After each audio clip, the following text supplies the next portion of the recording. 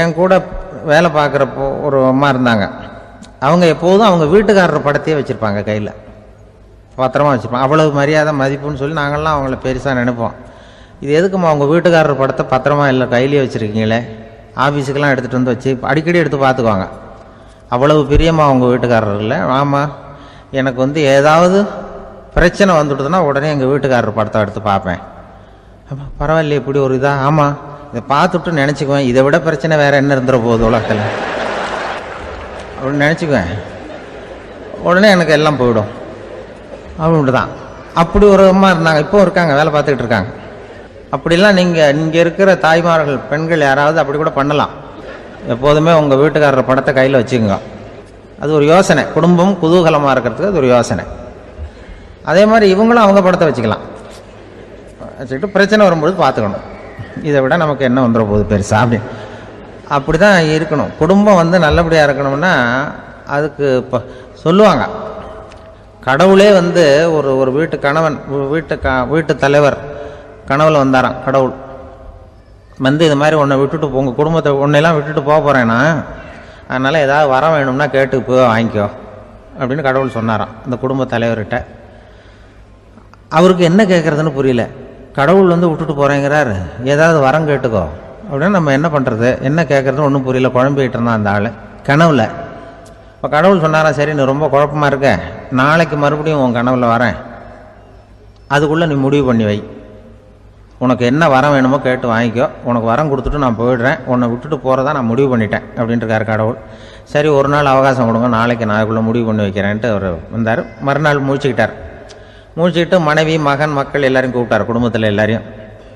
இப்படி வாங்க, இது மாதிரி நேற்று கனவுல வந்தார் கடவுள், நம்மளை விட்டுட்டு போக போகிறாராம், என்ன வரம் வேணும்னு கேட்டு வாங்கிங்கோ அப்படின்னு இப்போ சொல்லிட்டார். என்ன கேட்குறதுன்னா அப்படின்னு அந்த கணவன் கேட்குறான்.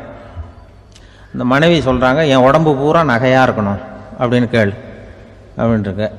அதுக்குள்ளே அந்த ஒரு பொண்ணு ஓடி அப்படிலாம் கேட்காதப்பா கடவுள்கிட்ட, இப்போ இருக்கிற சொத்து எவ்வளோ இருக்கோ அதுபோல் இன்னொரு பங்கு வேணும்னு கேள் அப்படின்னு. அந்த பையன் அவன் வேறு சொன்னான், அவன் அது நமக்கு இது போல் ஒரு 10 பங்காவது வேணும், 2 பங்களா கார் வேணும் அப்படின்னு அவன் ஒரு லிஸ்ட்டை கொடுத்தான்.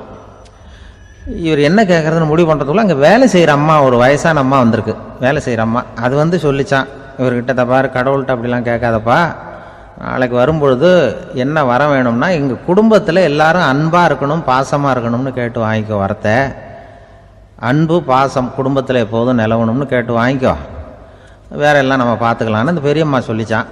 மறுநாள் அதே மாதிரி படுத்து தூங்கினார். கடவுள் கனவுல வந்தார். கேட்கும்பொழுது இவர் சொன்னாராம், ஐயா எனக்கு எங்கள் குடும்பத்தில் நாங்கள் கணவன் மனைவி புள்ள குட்டி எல்லாம் பாசமாக இருக்கணும் அன்பாக இருக்கணும், இதுதான் எங்களுக்கு வர வேணும் அப்படின்னு கேட்டாராம். இவர் கேட்டதும் கடவுள் தலையை சொரிய ஆரம்பிச்சிட்டாராம். ஏன் என்ன யோசிக்கிறீங்கன்னு கேட்டிருக்காரு.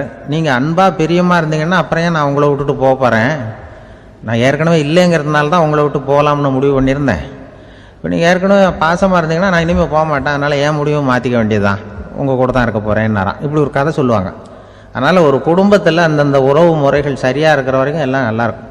அங்கே தான் இறைவன் வாழும் இல்லம்ங்கிறாங்களே, அதுதான் அது. அதில் அந்த குடும்ப தலைவருங்கிறவர் கணவன் அப்படிங்கிறதுனால அவருக்கு தான் பொறுப்பு. அவருக்கு நிறைய சகிப்புத்தன்மை வேணும், கோபம் வரக்கூடாது, யார் என்ன சொன்னாலும் போகணும். சில கணவன்மார்கள் எது சொன்னாலும் மனைவி தட்டுறதில்லை. அங்கே போனால் போவாங்க, எதுக்கு போக சொல்கிறேன்னு கேட்குறதில்ல, போகிறது, இங்கே வான்னா வர்றது. திருவள்ளுவர் மனைவி இருந்தாருன்னு சொல்கிறாங்கல்ல, அது மாதிரி. அது எப்படின்னா ஒருத்தர் சொன்னார், அது அப்படி இல்லை, அதுக்கு ஒரு கதை சொன்னார். ஹிட்லர் வந்தாராம் ஒரு தடவை, ஒரு பெரிய கப்பல் மேலே, கப்பலுடைய மேல் தளத்தில் ஹிட்லர் வந்துக்கிட்டு இருக்கார். ஒரு இங்கிலீஷ் கேப்டன் எதிரில் நிற்கிறான். அவனுக்கு பெரிய ஆச்சரியம், இந்த ஆள் எப்படி இப்படி ஒரு தனி மனிதனாக இருந்துக்கிட்டு உலகத்தையே இப்படி இந்த பாடுபடுத்துகிறார் அப்படின்னு சொல்லி, உன்னுடைய வெற்றிக்கு என்ன காரணம்னு கேட்டாராம் அந்த இங்கிலீஷ் கேப்டன்.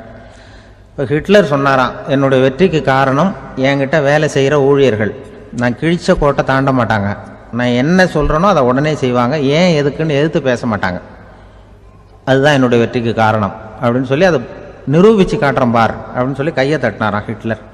உடனே ஒரு சிப்பாய் அங்கேருந்து லெஃப்ட் ரைட்னு போட்டு சல்யூட் பண்ணி நின்னான்.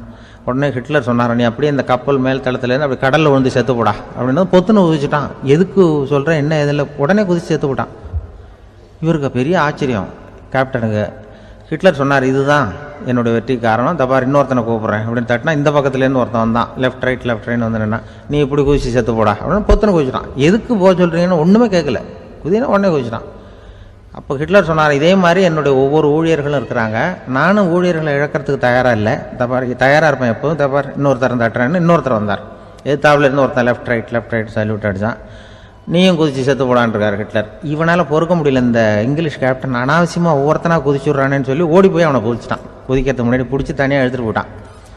தனியாக எடுத்துகிட்டு போய் அந்த சிப்பாய்கிட்ட கேட்டாரான் அந்த இங்கிலீஷ் கேப்டன், ஏன்ப்பா அந்த ஆள் குதிக்க சொல்கிறான்னா நீ ஏன் எதுக்குன்னு கேட்கறது இல்லையா, உடனே குதிச்சு செத்து போகிறீங்களே, இதெல்லாம் என்ன அநியாயம் அப்படின்ட்டுருக்கான் அந்த இங்கிலீஷ் கேப்டன் கையை பிடிச்சிக்கிட்டு. உடனே அந்த சிப்பாய்க்கு கோவம் வந்துட்டு தான், உடையா கையை, இவன்ட்ட வேலை பார்க்குறத விட உழுந்து செத்து போகலான்னு நான் குதிக்கிறான், என்ன அனாவசியமாக எதுக்கியா இருக்க சொல்கிறேன் அப்படின்னு சொல்லி குதிச்சுட்டானா. அதனால் இந்த உடனே சொல்கிறத செய்கிறாங்க பாருங்கள், அவங்கள நம்பக்கூடாது.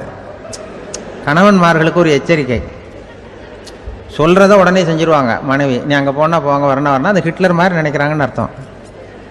இதுகிட்ட பேசிக்கிட்டு இருக்கிறத விட சொல்கிறத செஞ்சுட்டு போடுவோமே, அப்படி சமாளிக்கிற கணவன்மார்கள் உண்டு. குடும்பத்தில் அப்படிலாம் இருந்து சமாளிக்கிறாங்க. குடும்பத்தில் ஒருத்தர் அனுசரிப்பு தன்மைங்கிறது ரொம்ப அவசியம். கணவன் மனைவின்னா அனுசரித்து போகணும்னு சொல்லுவாங்க. அதாவது ஒரு கணவன் அதுக்காக தான் அந்த காலத்துலலாம் ஒரு வீட்டுக்கு மாப்பிள்ளை தேடுறதுங்கிறது ஒரு பெரிய குடும்பத்தை நிர்வகிக்கிற அளவுக்கு ஒரு கணவனாக வரக்கூடிய எப்படி இருக்கணும் அப்படின்னா, அந்த காலத்தில் புலி வேட்டைக்கு போகணும். ஒரு பொண்ணுக்கு மாப்பிள்ளை தேடுறதுன்னா நம்ம தமிழ் பழக்கம் என்னென்னா, காட்டுக்கு போய் ஒரு புலியை வேட்டையாடிட்டு வரணும், அந்த புலி பல்லு அல்லது நகத்தை கொண்டுட்டு வரணும் அந்த இளைஞன், அதை வீட்டில் கொடுப்பான், அதை தான் கட்டி அதை இதாக கட்டுவாங்க, மாலையாக போடுவாங்க, தாலியாக கட்டுவாங்க. அதாவது வீரம் இருக்கா பையனுக்குன்னு பார்ப்பாங்க. ஒரு பொண்ணு வேணும்னா நீ முதல்ல வீட்டுக்கு பொண்ணு கேட்க போகக்கூடாது, காட்டுக்கு போகணும், போய் புளியை கொண்டு வா, அதுக்கப்புறம் தான் உனக்கு பொண்ணு அப்படின்னு சொல்லுவாங்க. இப்போவெல்லாம் ஏன் போகிறது இல்லைன்னா, இப்போலாம் ஒருத்தனை காட்டுக்கு போய் புலிப்பல் கொண்டு வானா புலி தான் மாப்பிள்ளையாக வரும், அதனால தான் இப்போ போகிறதில்ல யாரும் காட்டுக்கு. அப்போ பெண்களும் ரொம்ப வீரமாக இருந்தாங்க.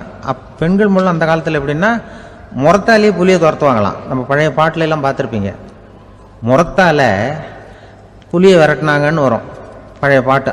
ஒரு அந்த அளவுக்கு பெண்களுக்கு வீரம்.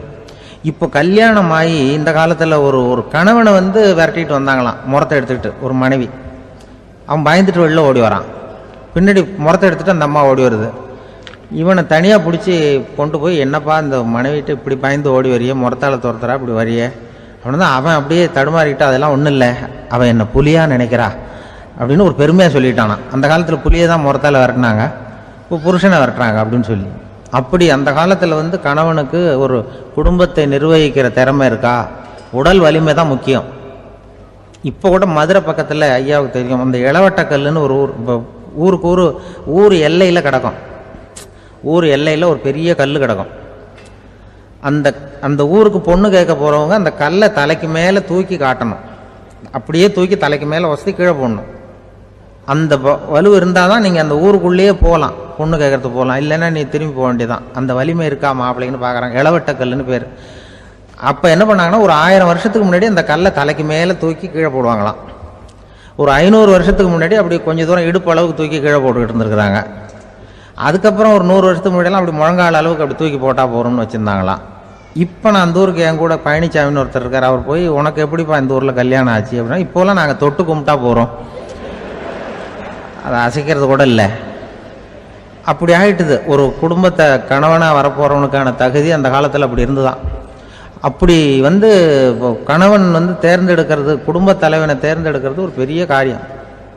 ஒரு பெரிய செல்வந்தர் போட்டி வச்சாராம், ஒரு நீச்சல் குளம், அதில் யார் வேணாலும் குதித்து அந்த பக்கம் போய் கரையேறலாம். அந்த நீச்சல் குளத்தில் விஷப்பாம்புலாம் கிடக்கு. யார் துணிஞ்சி அந்த விஷப்பாம்பு இருக்கிற குளத்தில் குதித்து அந்த பக்கம் போய் கரையேறானோ அவனுக்கு ஒரு 100 ஏக்கர் நிலம் கொடுப்பேன், அது வேண்டான்னா ஒரு 1000 ஆடு கொடுப்பேன், அதுவும் வேண்டான்னா என் பொண்ணை கொடுப்பேன் அப்படின்னு போட்டி வச்சார். அதான் மாப்பிள்ளையை தேர்ந்தெடுக்கிறதுக்கு அவர் ஒரு வழி, நீச்சல் குளத்தில் குதிச்சு கரையேறணும். இப்போ அந்த ஊரில் இருக்கிற இளைஞர்கள்லாம் பார்க்குறாங்க அந்த குளத்தில் குதிக்கணும்னு. ஆனால் குளத்தில் வெறும் விஷப்பாம்புலாம் கிடக்கு. இது என்ன பண்ணுறதுன்னு பார்த்தா யாருமே குதிக்கிறதுக்கு தைரியம் வரல. திடீர்னு ஒருத்தன் துணிஞ்சு குதிச்சான். படபடன்னு அடிச்சுட்டு போய் அந்த பக்கம் கரையேறிட்டான். கரையேறின உடனே பரவாயில்லையே ஒரு ஆள் வந்துட்டான்னு சொல்லி அவனை அந்த இளைஞனை போய் பிடிச்சிட்டு வந்தாங்க. அந்த பெரியவர் கேட்டார், ஏப்பா இவ்வளவு பெரிய விஷப்பாம்பெல்லாம் கிடக்கிற நீச்சல் குளத்தில் நீ துணிஞ்சு குதித்து கரையேறி இருக்கிற, உனக்கு என்ன 1000 ஏக்கர் நிலம் கொடுத்துருவா, 100 ஏக்கர் நிலம் கொடுக்கவா சொல்கிறப்படி அப்படின்னா வேண்டாம் சார்ன்றான். ஓஹோ அப்படின்னா ஒரு 1000 ஆடு வேணுமா உனக்கு அப்படின்னா அதுவும் வேண்டாம் சார். ஓ அப்படின்னா என் பொண்ணு வேணுமா அப்படின்னா அதுவும் வேண்டாம் சாருங்கிறான். அப்புறம் எதுக்குடா குதிச்சுன்ட்டு என்ன உனக்கு என்ன தான் வேணும் அப்படின்னு கேட்டிருக்காரு. என்னை எவன் பிடிச்சி தள்ளி விட்டவன்னு தெரியணும் அப்படின்றான். அதுக்காக அவன் பார்த்துருக்கான். அப்படி இருந்தால் தான் துணிச்சல் வரும் இந்த காலத்தில். எதுக்கு இவ்வளவு சங்கடம்லாம் வச்சாங்கன்னா, ஒரு குடும்பத்துக்கு தலைவராக வர வேண்டிய ஒரு ஆள், கணவனாக இருக்க வேண்டியவனுக்கு துணிச்சல் இருக்கா, தைரியம் இருக்கா அப்படிங்கிறது பார்க்கறதுக்காக இப்படிப்பட்ட தேர்வு முறைகள்லாம் வச்சுருந்தாங்க அந்த காலத்துலலாம். இப்போலாம் கல்யாணம் பண்ணுறது ஆளுக்கு நேரில் பார்க்காமலே கூட கல்யாணம் நடக்குது இன்டர்நெட்டில். இப்போ சர்டிஃபிகேட் கேட்குறாங்க, நோய் நொடி இல்லாமல் இருக்காரா பார், காட்டுக்கெலாம் போக வேண்டாம், நேராக ஆஸ்பத்திரிக்கு போய் ஒரு சர்டிஃபிகேட் வாங்கிட்டு வா, உனக்கு ஒன்றும் வியாதி இல்லைன்னு ப்ரூவ் பண்ணு, அதுக்கப்புறம் பார்த்துக்கலாம், மற்றதை பேசுவோம் அப்படின்னு சொல்லி அப்படி இருக்குது நிலைமை. அதனால் குடும்பத்தில் அந்த கணவனாக இருக்கிற வேண்டியவனுக்கு பொறுப்பு அதிகம். ஏன்னா எல்லாத்தையும் அனுசரித்து போக வேண்டியதாக வந்தான்.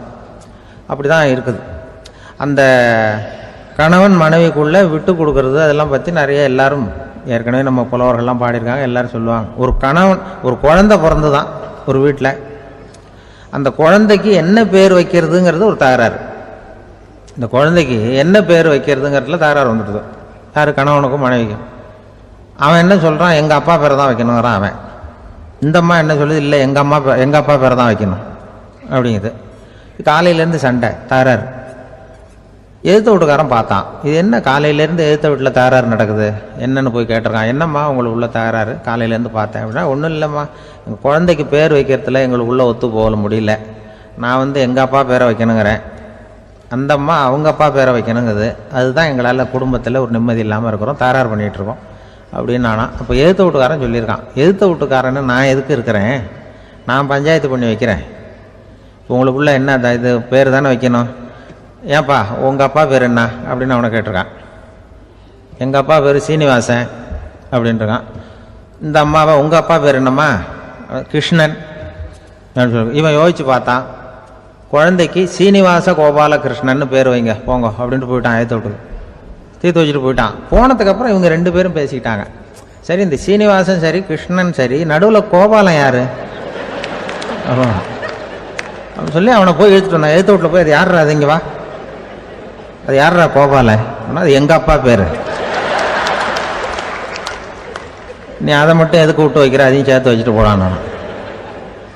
அதாவது குடும்பத்தில் ஒரு கணவனும் மனைவியும் ஒரு சின்ன விஷயத்தில் கூட ஒத்து போகலன்னா இப்படி தான் ஏற்று விட்டுக்காரன் பஞ்சாயத்துக்கு வருவான். கோபாலன் குறுக்க வருவான் ஒருத்தன். அப்படி அந்த அனுசரிப்புங்கிறது குடும்பத்தில் ரொம்ப அவசியம். கணவனும் மனைவி அது ஒன்றுக்கு மேலே இந்த கல்யாணம் பண்ணிக்கிறாங்கல்ல, அது ரொம்ப அவஸ்தை. ஒருவனுக்கு ஒருத்திங்கிறது நம்ம இதெல்லாம் சொல்கிறது. ஒன்றுக்கு மேற்பட்ட திருமணங்கள் சங்கடத்தில் தான் கொண்டு விடும். நிறைய சொல்லுவாங்க. உலகத்திலேயே ஒரு பெரிய இது என்ன தெரியுங்களா, இயற்கை நிர்ணயம் பண்ணுது. இப்போ நம்ம சில பேருக்கு எனக்கு பொம்பளை பிள்ளை வேண்டாம் ஆம்பளை பிள்ளை வேண்டான்னு சொல்லி இந்த ஸ்கேன் பண்ணி என்னென்னவோ பண்ணிகிட்டு இருக்கிறாங்கல்ல. ஆனால் இயற்கை அந்த 50-50 ரேஷியோவை அது மெயின்டைன் பண்ணிகிட்ருக்கு. இந்த உலகத்தில் ஒரு அதிசயமான உண்மை என்னென்னா, 116 ஆம்பளை பிள்ளை பிறந்தா 100 பொம்பளை பிள்ளை பிறகுதான். உலக அளவில் 116 ஆம்பளை பிள்ளை பிறந்தா 100 பொம்பளை பிள்ளை பிறகுது. இது எதுக்கு 16 அதிகமாக பிறகுதுன்னா, அந்த வாலிப வயசு அடையிறதுக்குள்ளே 16 செத்து போகுது.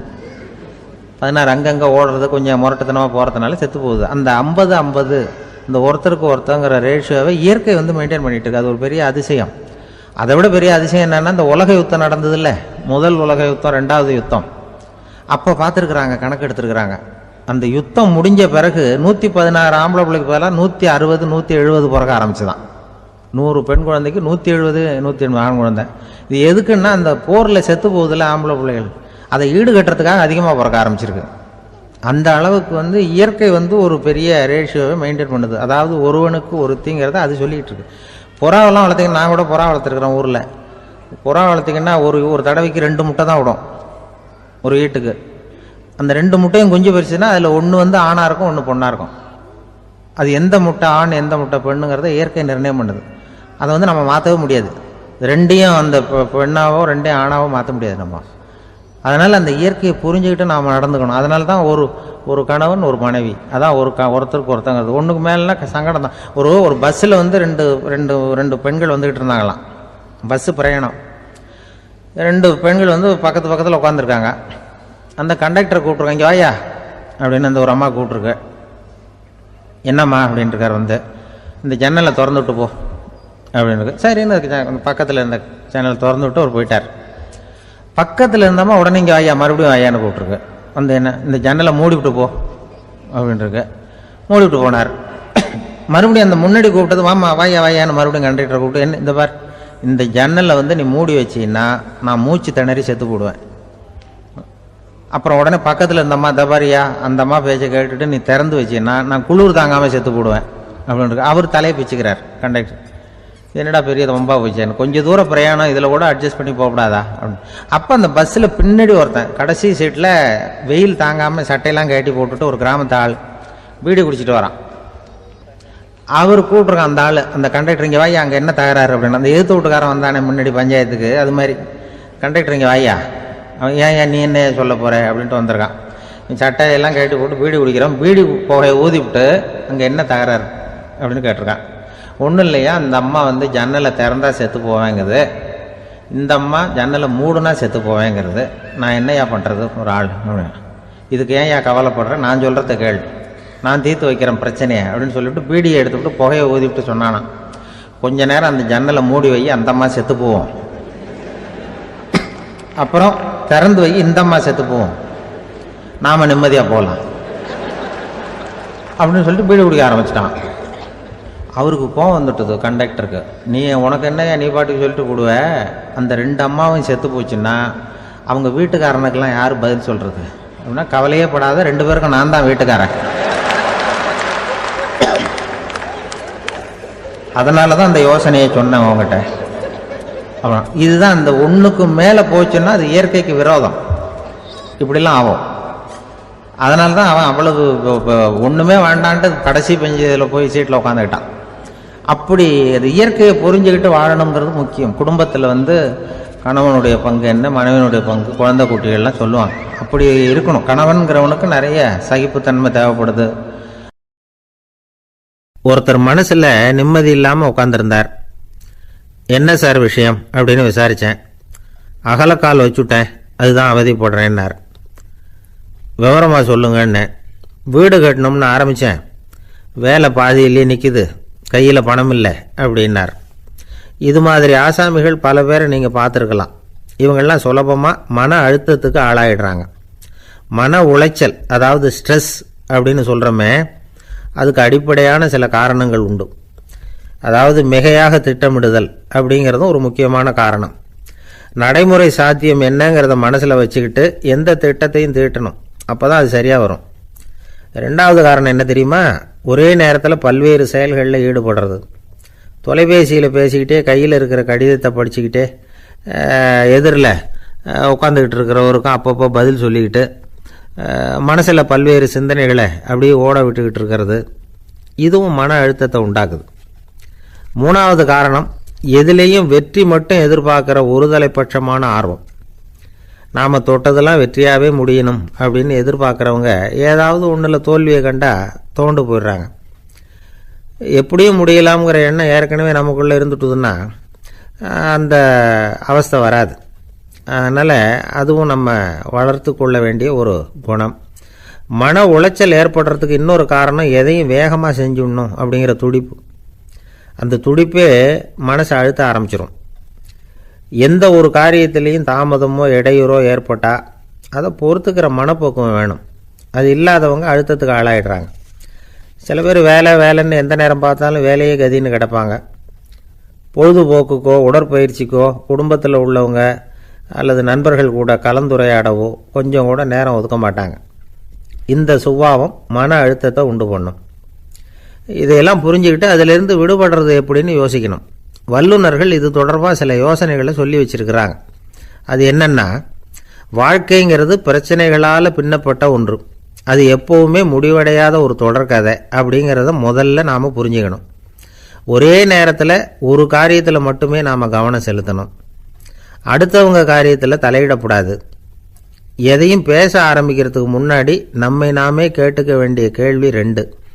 1, நான் சொல்ல போகிறது ரொம்ப முக்கியமானதா? 2வது, நான் சொல்கிறத அவங்க கேட்கறதுக்கு ஆசைப்படுறாங்களா?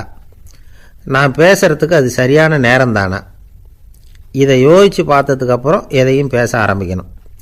முடிஞ்ச அளவுக்கு வளைந்து போகிற சுபாவத்தை வளர்த்துக்கணும். நம்ம நேரம் விலை மதிப்பு இல்லாதது, அதை வீணாக்கக்கூடாது. சிரிக்க தெரியலனாலும் பரவாயில்ல, முகத்தில் கொஞ்சம் புன்முறுவலாவது காட்டணும். இதெல்லாம் ரொம்ப முக்கியம். அடுத்தவங்க ஏதாவது செஞ்சால் உடனே நன்றி சொல்ல மறக்கக்கூடாது. தினமும் கொஞ்சம் நேரத்தை தனிமையில் செலவு பண்ணணும். மன உளைச்சலிருந்து விடுபடுறதுக்கு 3 முக்கிய வழிகள் சொல்கிறாங்க. அதை சுருக்கமாக ரெட் அப்படின்னு சொல்கிறாங்க. RED ஆங்கில எழுத்தில். அந்த முதல் எழுத்து R, அது என்னென்னா ரிலாக்ஸேஷன், அதாவது இடை ஓய்வு. 2வது E எக்ஸர்சைஸ், உடற்பயிற்சி. 3வது டயட், திட்டமிட்ட உணவு முறை. அதனால் தியானம், மூச்சு பயிற்சி இதெல்லாம் இந்த இடை ஓய்வுக்கு வழிகள். எந்த வேலையையும் தொடர்ந்து செய்யக்கூடாது. எல்லார்கிட்டையும் கலகலப்பாக பழகணும். மாதத்துக்கு ஒரு நாளாவது குடும்பத்தோடு வெளியில் போயிட்டு வரணும். சுலபமான உடற்பயிற்சிகளை செய்யலாம். உடற்பயிற்சிங்கிறது நமக்காக நாம் செய்கிற ஒரு நீண்டகால முதலீடு அப்படின்னு சொல்லுவாங்க. அதாவது லாங் டேர்ம் இன்வெஸ்ட்மெண்ட்டாக. அளவோடு சாப்பிட்ணும், மெதுவாக சாப்பிட்ணும். இதெல்லாம் கொஞ்சம் மனசில் வச்சுக்கிட்டு நடந்துக்கிட்டால் மகிழ்ச்சியாக வாழலாம். சில பேர் சாப்பாட்டு விஷயத்தில் ரொம்ப அக்கறை எடுத்துக்கிறது உண்டு.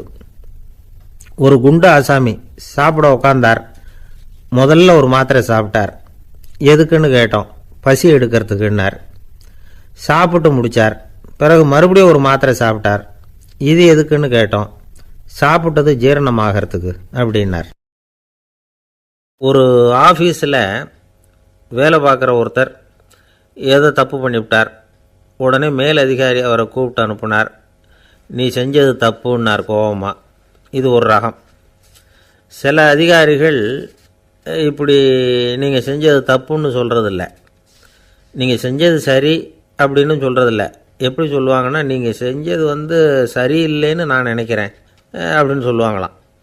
அதாவது சில பேர் நீங்கள் செஞ்சது தப்புங்கிறாங்க, அதையே மாற்றி சொல்கிறாரு இவர், நீங்கள் செஞ்சது சரியில்லைன்னு நினைக்கிறேன். இது ரெண்டும் அர்த்தம் ஒன்று தான், இருந்தாலும் வார்த்தைகள் வித்தியாசம். நிர்வாக திறமை இல்லாத ஒரு அதிகாரி யூ ஆர் ராங் அப்படின்னு சொல்லுவாராம். நிர்வாக திறமை உள்ள அதிகாரியாக இருந்தால் அதையே கொஞ்சம் மாற்றி I think you are not correct அப்படிம்பாராம். இதுதான் வித்தியாசம். இருந்தாலும் வார்த்தைகளை உபயோகப்படுத்துகிற விதத்தை வச்சு தான் வேலை நல்லா நடக்கிறதும் நடக்காததும் இருக்குது. விவரம் தெரிஞ்சவங்க என்ன சொல்கிறாங்க தெரியுமா?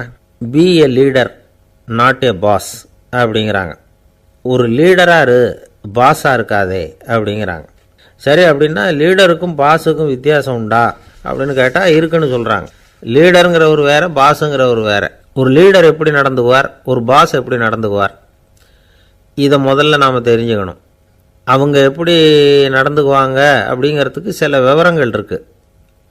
அதை கேட்டோம்னா நாம் புரிஞ்சுக்கலாம் அதை. அதாவது பாஸுங்கிறவர் விரட்டிக்கிட்டே இருப்பார், லீடருங்கிறவர் ஊக்கப்படுத்திக்கிட்டே இருப்பார். நாளைக்கு சாயந்தரத்துக்குள்ளே அந்த வேலையை செஞ்சு முடிக்கலைன்னா தொலைச்சி விடுவோம் தொலைச்சி அப்படிம்பார் அவர். இவர் எப்படி சொல்லுவார்னா, இது வரைக்கும் நீங்கள் செஞ்சுருக்கிற வேலை ரொம்ப அற்புதம் அப்படிம்பார்.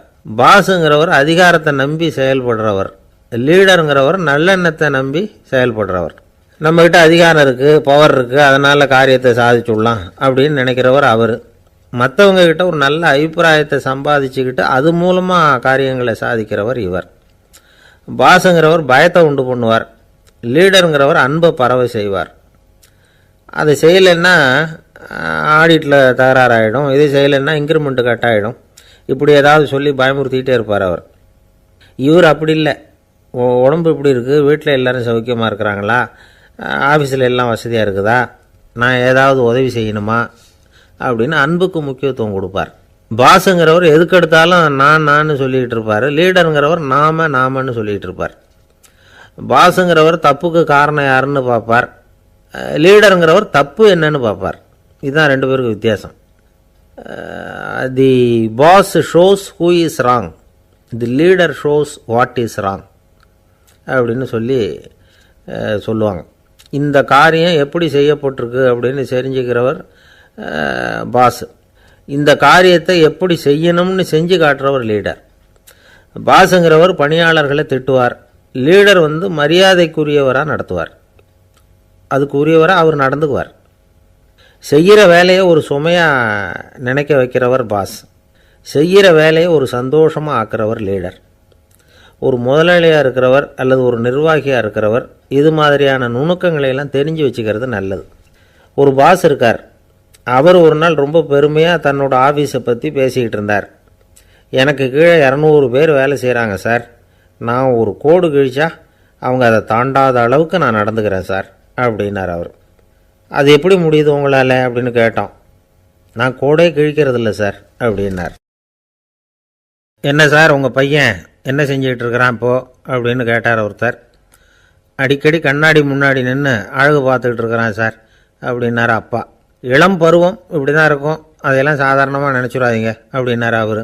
என்ன சார் சொல்கிறீங்க, கண்ணாடி முன்னாடி நின்றுக்கிட்டு நேரத்தை வீணாக்கிக்கிட்டு இருக்கான், அதை ஒரு பெரிய விஷயமாக நான் நினைக்கணுமா அப்படின்னார் இவர். இளம் பருவத்தில் இளைஞர்களுக்கும் சின்ன பொண்ணுங்களுக்கும் அடிக்கடி கண்ணாடியில் பார்க்கணும்னு தோணும்.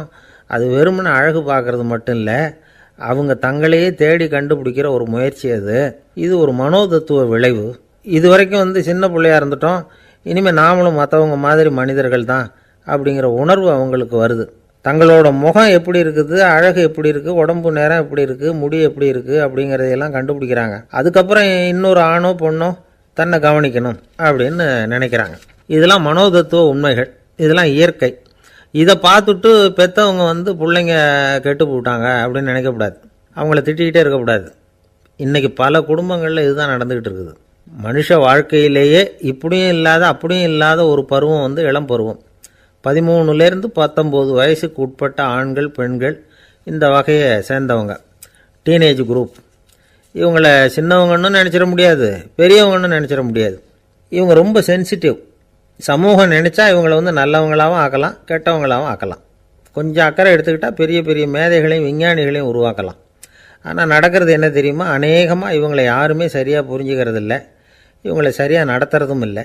இது வரைக்கும் நாம் சொல்கிறத கேட்டுக்கிட்டு இருந்தான், இப்போல்லாம் அவன் இஷ்டத்துக்கு நடக்க ஆரம்பிச்சுட்டான் அப்படின்னு வருத்தப்படுற பெற்றோர்கள் அதிகம். இது வருத்தப்படுற விஷயம் இல்லை, சந்தோஷப்பட வேண்டிய விஷயம். உங்கள் புள்ள சொந்தமாக யோசிக்க ஆரம்பிக்கிறதும் நடந்துக்க ஆரம்பிக்கிறதும் ஒரு தப்பான விஷயமா? அவன் கடைசி வரைக்கும் உங்கள் பேச்சையே கேட்டுக்கிட்டு இருக்கணுங்கிறது என்ன நியாயம்? இன்றைக்கி இளைஞர்களை பெரியவங்க தப்பாக புரிஞ்சுக்கிட்டு தவறாக நடத்துறதுனால தான் அவங்களுக்கு வெறுப்பு, எரிச்சல், மனக்கசப்பு எல்லாம் உண்டாகுது. பெற்றவங்க சரியாக மதிக்கிறது இல்லை அப்படிங்கிற ஒரே காரணத்தினாலேயே வீணாக போகிற பிள்ளைங்க இன்றைக்கி அதிகம். சரி, பெற்றவங்களுக்கு இன்றைக்கி என்ன தான் புத்தி சொல்ல வர்றீங்க அப்படின்னு கேட்குறீங்களா? நாம் எதையும் சொல்ல வரல, ஆனால் அது சம்பந்தமான சில நிபுணர்கள் சொல்லியிருக்கிறத உங்கள் காதில் போட்டு வைக்கலாம். அது என்னென்னா, பிள்ளைங்க கிட்ட அன்பு செலுத்துங்க. குழந்தையாக இருந்தப்போ எவ்வளவு பாசமாக இருந்தீங்க, வளர வளர அதை ஏன் குறைச்சிக்கிறீங்க? பெற்றவங்களின் அன்பான வார்த்தைகளுக்கு ஏங்குறவங்க தான் இன்றைய இளைஞர்கள். அவங்க எதை சொன்னாலும் அதை அக்கறையாக காது கொடுத்து கேளுங்க, அலட்சியப்படுத்தாதீங்க. அவங்க விரும்புகிறது உங்கள்கிட்டேருந்து ஒரு மதிப்பு, மரியாதை, அங்கீகாரம், இவ்வளவுதான். அவங்க அவங்களாவே முடிவுகள் எடுக்கட்டும், அதுக்கு நீங்கள் உதவியாக இருங்க, அது போதும். மற்றவங்க முன்னாடி, முக்கியமாக அவங்க நண்பர்கள் முன்னாடி அவங்கள பற்றி மட்டமாக பேசாதீங்க. அவங்கக்கிட்ட பொய் சொல்லக்கூடாது. நீங்கள் சொன்னது பொய்ன்னு தெரிஞ்சு போச்சுன்னா உங்கள் பேரில் அவங்களுக்கு இருக்கிற மதிப்பு போயிடும், நம்பிக்கை போயிடும். அவங்களுக்கு முன்னாடி நீங்கள் சண்டை போடக்கூடாது. உங்கள் பிள்ளைய எப்பவும் இன்னொரு பிள்ளையோட ஒப்பிட்டு பேசுகிற வேலையே வேணாம். கூட பிறந்த மற்றவங்களோட கூட ஒப்பிடக்கூடாது. இப்படி செஞ்சால் அவன் உங்ககிட்டையும் பிரியமாக இருக்க மாட்டான், அவங்ககிட்டையும் பிரியமாக இருக்க மாட்டான். புள்ள எங்கே போகிறான், என்ன பண்ணுறான் அப்படின்னுலாம் துப்பறிஞ்சிக்கிட்டு இருக்கக்கூடாது. இளைஞர்கள் தனிமையை விரும்புகிறவங்க. அவங்கள பெட்டியில் வச்சு மூடி பாதுகாக்கணும்னு நினைக்கக்கூடாது. அவங்கள எப்படி பாதுகாக்கிறது அப்படிங்கிறது அவங்களுக்கே தெரியும். உங்கள் புள்ள எப்படி நடந்துக்கணும்னு நீங்கள் எதிர்பார்க்குறீங்களோ அது மாதிரி நீங்கள் நடந்து காட்டுங்க, அது போதும். ஒரு வீட்டில் அப்பாவும் அம்மாவும் பேசிக்கிட்டு இருக்கிறாங்க. என்னங்க, நம்ம பொண்ணு பெரியவளாயிட்டா, அடிக்கடி கண்ணாடி முன்னாடி போய் நின்றுக்கிட்டு இருக்கிறா, சீக்கிரமாக ஒரு பையனை பார்த்து கல்யாணத்தை முடிக்காமல் இப்படி மசன்னு கல் மாதிரி உட்காந்துருக்குறீங்களே அப்படின்னு சத்தம் போட்டாங்க அந்த அம்மா. அவசரப்படாத, பார்க்குறதுக்கு கண்ணுக்கு அழகாக லட்சணமாக புத்திசாலியாக ஒரு பையன் கிடைக்க வேணாமா, அதுதான் பார்த்துக்கிட்டு இருக்கிறேன் அப்படின்னார் அப்பா. இதுக்கு அந்த அம்மா சொல்கிறாங்க, எங்கள் அப்பா இப்படியெல்லாம் நினச்சிக்கிட்டு இருந்திருந்தா எனக்கு கல்யாணமே ஆயிருக்காது தெரியுமா அப்படின்னாங்களாம். 1816 வருஷம் செப்டம்பர் மாதம் 11 பிரான்ஸ் தேசத்தில் உள்ள ஒரு மருத்துவமனை. அங்கே ஒரு இளம் டாக்டர் கொஞ்ச நாளைக்கு முன்னாடி தான் அந்த ஆஸ்பத்திரியில் புதுசாக வேலைக்கு சேர்ந்துருக்கிறார்.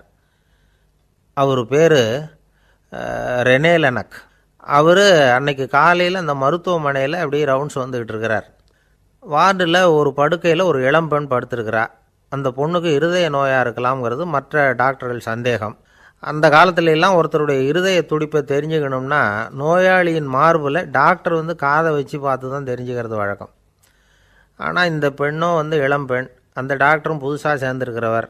அதனால் பரிசோதனை பண்ண தயங்கினார். கொஞ்ச நேரம் யோசனை பண்ணார். திடீர்னு ஒரு ஞாபகம் வந்தது அவருக்கு. அதாவது அன்றைக்கி விடியற் காலையில் தோட்டத்தில் அப்படி வாக்கிங் போயிட்டு இருந்தப்போ சின்ன பசங்கள்லாம் ஒரு மரக்கட்டையை வச்சு விளையாடிக்கிட்டு இருந்தாங்களாம். அதை இவர் பார்த்துருக்கிறார். அது என்ன விளையாட்டுனா, ஒரு நீளமான மரப்பலகை, அதில் ஒரு முனையில் ஒரு பையன் தன்னுடைய காதை வச்சுக்கிட்டு இருக்கிறான், மறுமுனையில் இன்னொரு பையன் அந்த மரப்பலகையை ஒரு ஆணியால் கீறிக்கிட்டு இருக்கிறான். ஒரு முனையில் ஆணியால் கீறும் பொழுது மறுமுனையில் காதை வச்சிருக்கிற பையனுக்கு அந்த சத்தம் துல்லியமாக கேட்குது. அந்த டாக்டருக்கு காலையில் பார்த்த இந்த விளையாட்டு ஞாபகத்துக்கு வந்துட்டுது. உடனே என்ன பண்ணார் தெரியுமா? ஒரு நீளமான காகிதத்தை எடுத்தார். அதை அப்படியே உருளை மாதிரி உருட்டினார். ஒரு முனையை அந்த நோயாளியின் மார்பில் இடது பக்கம் வச்சார், இன்னொரு முனையில் தன்னுடைய காதை வச்சார். என்ன ஆச்சரியம்! நோயாளியின் மார்பில் நேரடியாக காதை வச்சு கேட்குறத விட துல்லியமாக கேட்டுது இதய துடிப்பு. இதய துடிப்பு மட்டும் இல்லை, மூச்சு இழுத்து விடுறது, திரவ பொருள்களின் அசைவு, எல்லா சத்தமும் தெளிவாக கேட்குது. கிரேக்க மொழியில் ஸ்டெத்தாஸ் அப்படின்னா மார்பு, ஸ்கோப்பின் அப்படின்னா பார்ப்பதுன்னு அர்த்தம். அதனால் டாக்டர் ரெனே லெனக் தான் கண்டுபிடிச்ச கருவிக்கு ஸ்டெத்தஸ்கோப் அப்படின்னு பேர் வச்சார். அவரே முதல் மாடலையும் செஞ்சார். அளவு ரொம்ப பெருசாக இருந்தது, சுலபமாக எடுத்துகிட்டு போகிறது கஷ்டம், அது அவ்வளோ கஷ்டமாக இருந்தது அது. அதனால் அவரே அதை அப்புறம் 2 பிரிவாக தயார் பண்ணார். இது 2 துண்டையும் டாக்டர் தன்னோட கோட்டு பாக்கெட்டில் வச்சுக்கலாம், தேவைப்படுறப்ப எடுத்து ஒன்றா சேர்த்துக்கலாம். இப்படி தான் அவர் ஆரம்பத்தில் பண்ணார். தன்னுடைய இந்த கண்டுபிடிப்பை பற்றி அவர் ஒரு புத்தகம் எழுதினார். நிறைய விற்றுது, புகழும் பணமும் சேர்ந்தது. பணமும் புகழும் சேர்ந்தது மாதிரியே அவருக்கு ஒரு நோயும் சேர்ந்தது. அது என்ன நோயின்னு கண்டுபிடிக்கிறதுக்கும் அவர் கண்டுபிடிச்ச கருவி தான் உபயோகப்பட்டு தான். அவரே அதை கண்டுபிடிச்சார். அவருக்கு வந்திருந்தது காச நோய். 1826 வருஷம் ஆகஸ்ட் மாதம் 13 உலகத்தின் முதல் ஸ்டெதஸ்கோப்பை கண்டுபிடிச்ச டாக்டர் ரெனே லெனக் காலமானார். அவர் சாகிறதுக்கு முன்னாடி மரத்தால் செஞ்சு வச்சுருந்த ஸ்டெதஸ்கோப்பை தனக்கு வேண்டியப்பட்ட ஒரு டாக்டர்கிட்ட கொடுத்து, என்னுடைய சொத்துக்கள்லேயே ரொம்ப வசந்தது அப்படின்னு சொன்னாராம். அதுக்கப்புறம் 3 வெள்ளைக்காரங்க சேர்ந்து இந்த கருவியில் சில மாற்றங்களை பண்ணாங்க. ஆனால் 1829 லண்டனில் டாக்டர் நிக்கோலஸுங்கிறவர் ஒரு காதால் இதய துடிப்பை கேட்குறத விட டாக்டர் 2 காதாலையும் கேட்குறது தான் சரியாக இருக்கும் அப்படின்னு ஒரு கருத்தை வெளியிட்டார். அதுக்கப்புறம் ரொம்ப காலம் கழித்து 1852 ஜார்ஜ் காமான் அப்படிங்கிறவர் ரப்பர் டியூபுகளை உபயோகப்படுத்தி 2 காதாலையும் கேட்குற மாதிரி ஒரு புதிய வடிவத்தை அதுக்கு கொடுத்தார். அதுக்கு பிறகு அது படிப்படியாக எவ்வளவோ மாற்றங்கள் இருந்தாலும் ஆரம்பத்தில் டாக்டர் ரெனே லெனக் உருவாக்கின அடிப்படை மாடலை யாரும் மாற்றி அமைக்கலைங்கிறது தான் முக்கியமான விஷயம். நமக்கு தெரிஞ்ச ஒரு ஆஸ்பத்திரி, அதில் ஒரு நோயாளி, காலை நேரத்தில் நர்ஸு அந்த பக்கமாக போயிட்டு இருந்தாங்க. அதை பார்த்துட்டு ஒரு நர்ஸுன்னு கத்துறார். நர்ஸு அவசரமாக ஓடி என்ன விஷயம்னு கேட்டாங்க. சிஸ்டர், இங்கே பாருங்கள், உங்கள் டாக்டரை என் நெஞ்சில் அவர் காதை வச்சு கேட்டுக்கிட்டு இருக்கிறார் அப்படின்னார் நோயாளி. சிஸ்டர் பதட்டப்படாமல், அதனால் என்ன, இந்த டாக்டர் பழமையான விஷயங்களில் ரொம்ப நம்பிக்கை உள்ளவர், அதனால் ஸ்டெதாஸ்கோப்பை உபயோகப்படுத்தாமல் காதை வச்சு கேட்குறார், அது ஒன்றும் தப்பு இல்லை அப்படின்னாங்களாம். ஐயோ, அதுக்காக இல்லை சிஸ்டர், இவர் என் நெஞ்சு மேலே தலையை வச்சது நேற்று ராத்திரி 9 மணி, இப்போ விடிஞ்சு போச்சு, இன்னமும் தலையை எடுக்கவே இல்லை, அதுக்காக தான் சந்தேகப்பட்டு உங்களை கூப்பிட்றேன் அப்படின்னார். அரேபிய நாடு, அங்கே ஒரு ஆட்சி தலைவர், அரேபிய நாட்டு ஆட்சி பொறுப்பை ஏற்றுக்கிட்டவர். அவர் ஆட்சி பொறுப்பை ஏற்றுக்கிட்ட பிறகு ஒரு நாள் ஒரு தெருவில் நடந்து போய்கிட்டு இருந்தார். அவர் தோளில் ஒரு பெரிய துணி மூட்டை, அதை சுமந்துக்கிட்டு கடத்தெருவை நோக்கி அவர் போய்கிட்டு இருக்கிறார். வழியில் அவரை சந்தித்தார் உமர். அவர் கேட்டார், கலீஃபா அவர்களே, எங்கே புறப்பட்டுட்டீங்க அப்படின்னு கேட்டார். கலீஃபான்னா ஆட்சி தலைவர்னு அர்த்தம். இதுக்கு அவர் சொன்னார், நான் துணி வணிகம் செய்கிறவன், அதனால் துணி வியாபாரம் செய்கிறதுக்காக போயிட்டுருக்கிறேன்னார். நீங்கள் இப்போ இந்த நாட்டுக்கு ஆட்சி தலைவர், ஆட்சி பொறுப்பில் இருக்கிறீங்க. நீங்கள் வியாபாரம் செய்ய போட்டால் அரசு பணிகளை செய்கிறது யார் அப்படின்னு கேட்டார் அவர். நான் அரசு பணிகளை மட்டுமே செஞ்சுக்கிட்டு இருந்தா என் குடும்பத்தை காப்பாற்றுறது யார் அப்படின்னு கேட்டார் அவர். இப்படி கேட்டவர் யார் தெரியுமா? அவர் தான் அபூபக்கர், இறை தூதர் முகமது அவர்களுக்கு பிறகு கலீஃபாவாக தேர்ந்தெடுக்கப்பட்டவர். அப்போலாம் ஆட்சி தலைவர்களுக்கு சம்பளம்னு எதுவும் கிடையாது.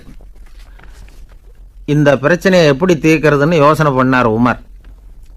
அபு உபைதா அவர்கள்கிட்ட அழைச்சிட்டு போனார். அவர் யாருன்னா, அவர் தான் பொது நிதி கருவூலத்தின் பொறுப்பாளர். அவர்கிட்ட பிரச்சனையை சொன்னார். இது மாதிரி ஆட்சி தலைவருக்கு பொது நிதியிலிருந்து ஊதியம் அளிக்க முடியுமான்னு கேட்டார். பொது நிதி விதிகளின்படி அதுக்கு சாத்தியம் இல்லைன்னு சொல்லிவிட்டார் அவர். சரி, வேற ஏதாவது வழி இருக்குதான்னு கேட்டார் உமர். அபு உபைதா கொஞ்சம் யோசனை பண்ணி பார்த்தார். அப்புறமா சொன்னார், மக்காவிலிருந்து மதீனாவுக்கு குடிபெயர்ந்து வந்த அகதிகளுக்கு நிதி உதவி அளிக்கிறதுக்கு விதிகளில் இடம் இருக்கு. அப்படி பார்த்தா அபூபக்கரும் அகதி தானே, அதனால் எல்லா அகதிகளுக்கும் கொடுக்கறது மாதிரியே அவருக்கும் ஒரு தொகை அளிக்கலாம்னார். கலீஃபா அபூபக்கருக்கு இந்த அகதி உதவி தொகையைத்தான் கொடுத்துட்டு வந்தாங்களாம். குடும்ப செலவுக்கு அது போதுமானதாக இல்லை. இருந்தாலும் கலீஃபாங்கிறதுக்காக மற்ற அகதிகளை விட அதிகமாக தொகையை பெற அவர் விரும்பலை. மார்பு பக்கம் கிழிஞ்சிருந்த ஒரு மேலாடையை தான் அவர் அணிஞ்சிருந்தார். அவருடைய துணைவியார் அஸ்மா, அவங்க ஒரு நாள் தேன் அருந்த ஆசையாக இருக்குன்னாங்களாம். நமக்கு கிடைக்கிற ஊதியம் குடும்ப செலவுக்கே போதுமானதா இல்லையே, இந்த நிலையில் தேன் வாங்கிறதுக்கு காசுக்கு நான் எங்கே போவேன்ருக்கார் அவர். கொஞ்ச நாள் கழித்து அவங்க ஒரு தொகையை அவர்கிட்ட கொடுத்து தேன் வாங்கிட்டு வர சொன்னாங்களாம். இவருக்கு ஆச்சரியம், ஏது இந்த பணம்னு கேட்டிருக்காரு. நீங்கள் தினமும் குடும்ப செலவுக்காக கொடுத்துக்கிட்டு வந்த பணத்தில் கொஞ்சம் கொஞ்சமாக மிச்சப்படுத்தி வச்சேன்னாங்களாம். அபூபக்கர் அந்த பணத்தை எடுத்துக்கிட்டு நேராக பொது நிதி கருவூல பொறுப்பாளர்கிட்ட போனார். இந்த பணத்தை பொது நிதியில் சேர்த்துருங்க, இது அதிகப்படியாக எனக்கு தரப்பட்டு வந்த ஊதியம், அடுத்த மாதத்துலேருந்து இந்த தொகையை குறைச்சிங்கன்னு வேற சொல்லிவிட்டாராம். பசியை தணிக்க தேவையான அளவு உணவு, ஒரு ஜோடி உடை, இதை தவிர கூடுதலாக மக்கள் பொது நிதியிலிருந்து வாங்கிக்கிறதுக்கு என் குடும்பத்தாருக்கு உரிமை இல்லை அப்படின்னு சொல்லி கண்டிப்பாக சொல்லிவிட்டாராம். அவர் வாங்கிட்டு வந்த இந்த குறைந்த ஊதியம் கூட அவர் மனசை உறுத்திக்கிட்டே இருந்தது. கடைசி நேரம் அவர் தம்முடைய மகள் ஆயிஷா அவர்களை அழைச்சார். மகளே, இதுவரைக்கும் பொது நிதியிலிருந்து நான் வாங்கிட்டு வந்த தொகை என்னுடைய இதயத்தில் பாரமாக அழுத்திக்கிட்டு இருக்கு. என் தோட்டத்தை விற்று அதில் வர்ற பணத்திலேருந்து நான் இதுவரைக்கும் வாங்கிட்டு வந்த ஊதிய தொகையை கணக்கு போட்டு பொது நிதியில் சேர்த்துவிடு அப்படின்னாராம். பதவி ஏற்கிறதுக்கு முன்னாடி தன்கிட்ட இருந்ததை விட இப்போ கூடுதலாக என்ன சொத்து இருக்குன்னு பார்த்துருக்கார். ஒரு ஒட்டகம், ஒரு கோப்பை, ஒரு பணியாள். இதையும் அடுத்தபடியாக கலீஃபாவா வர்றவர்கிட்ட ஒப்படைச்சிருங்க அப்படின்னு விட்டாராம். அதே மாதிரி அடுத்து வந்த உமர்கிட்ட ஒப்படைச்சாங்க. அப்போ உமர் சொன்னாராம், அபூபக்கரே, இந்த முன்மாதிரியால் உங்களுக்கு பிறகு இந்த ஆட்சி பொறுப்பை ஏற்கிறவர்களை பெரும் நெருக்கடிக்கு ஆளாகி விட்டீங்க அப்படின்னு சொல்லி ரொம்ப கண் கலங்கினாராம். கடைசியாக அபூபக்கர் தன்னுடைய குடும்பத்தாருக்கு விட்டு சென்ற சொத்து ஒரு படுக்கை விரிப்பு, ஒரு போர்வை, அவ்வளவுதான். இது சிந்திக்க வேண்டிய ஒரு செய்தி. ஒரு ஊரில் ஒரு மன்னர் இருந்தாராம். அமைச்சர் அவர்கிட்ட சொன்னாராம், மன்னா, நம்ம ராஜ்யத்தில் இனிமே லஞ்ச ஊழலே இருக்காதுன்னாராம். ஆஹா, அப்படின்னா ஊழல் பேர் வழிகளையெல்லாம் நாடு கடத்தியாச்சா அப்படின்னு கேட்டிருக்காரு மன்னர். இதுக்கு அவர், அப்படி இல்லைங்க, இனிமேல் கொடுக்கறதுக்கு ஜனங்கள்கிட்ட பணமே இல்லை அப்படின்னாராம். இந்த உலகத்தில் எல்லாருக்கும் மகிழ்ச்சி தரக்கூடிய ஒரு பொருள் எது? இது ஒரு முக்கியமான கேள்வி. இந்த கேள்விக்கு பொருத்தமான ஒரு பதிலை உங்களால் சொல்ல முடியுமா? அதாவது கொஞ்சம் யோசித்து பார்த்தா பணம்னு சொல்லலாமா? இப்போ கையில் காசு இல்லாதவங்ககிட்ட ஒரு 10 ரூபாய் கொடுத்தா அது அவனுக்கு சந்தோஷத்தை கொடுக்கும். ஏற்கனவே வருமான வரி பிரச்சனையில் சிக்கி இருக்கிறவர்கிட்ட இன்னும் கொஞ்சம் பணம் இந்தாங்கன்னு சொல்லி கொடுத்தோம்னா அது அவருக்கு சங்கடத்தை தான் கொடுக்கும். அதனால் அந்த கேள்விக்கு பணங்கிறது பொருத்தமான பதிலாக இருக்க முடியாது. கேள்வி என்னன்னா, இந்த உலகத்தில் எல்லாருக்கும் மகிழ்ச்சி தரக்கூடிய ஒரு பொருள் எது? சரி, இனிப்புன்னு சொல்லலாமா? ஏன்னா எல்லாருக்கும் இனிக்க தானே செய்யும். அதுலேயும் ஒரு சிக்கல் இருக்குது. சர்க்கரை வியாதிக்காரங்களுக்கு அது என்ன சந்தோஷத்தையாக கொடுக்கும்? ஆக எல்லாருக்கும் வேறுபாடு எதுவும் இல்லாமல் மகிழ்ச்சியை கொடுக்கக்கூடியது வேறு ஏதோ ஒன்று இருக்குது. அது என்னன்னு கண்டுபிடிக்கணும். அதுதான் இன்றைக்கி தகவல். இப்போ அதை கண்டுபிடிக்கணும்னா இந்த கதையை கேட்கணும்.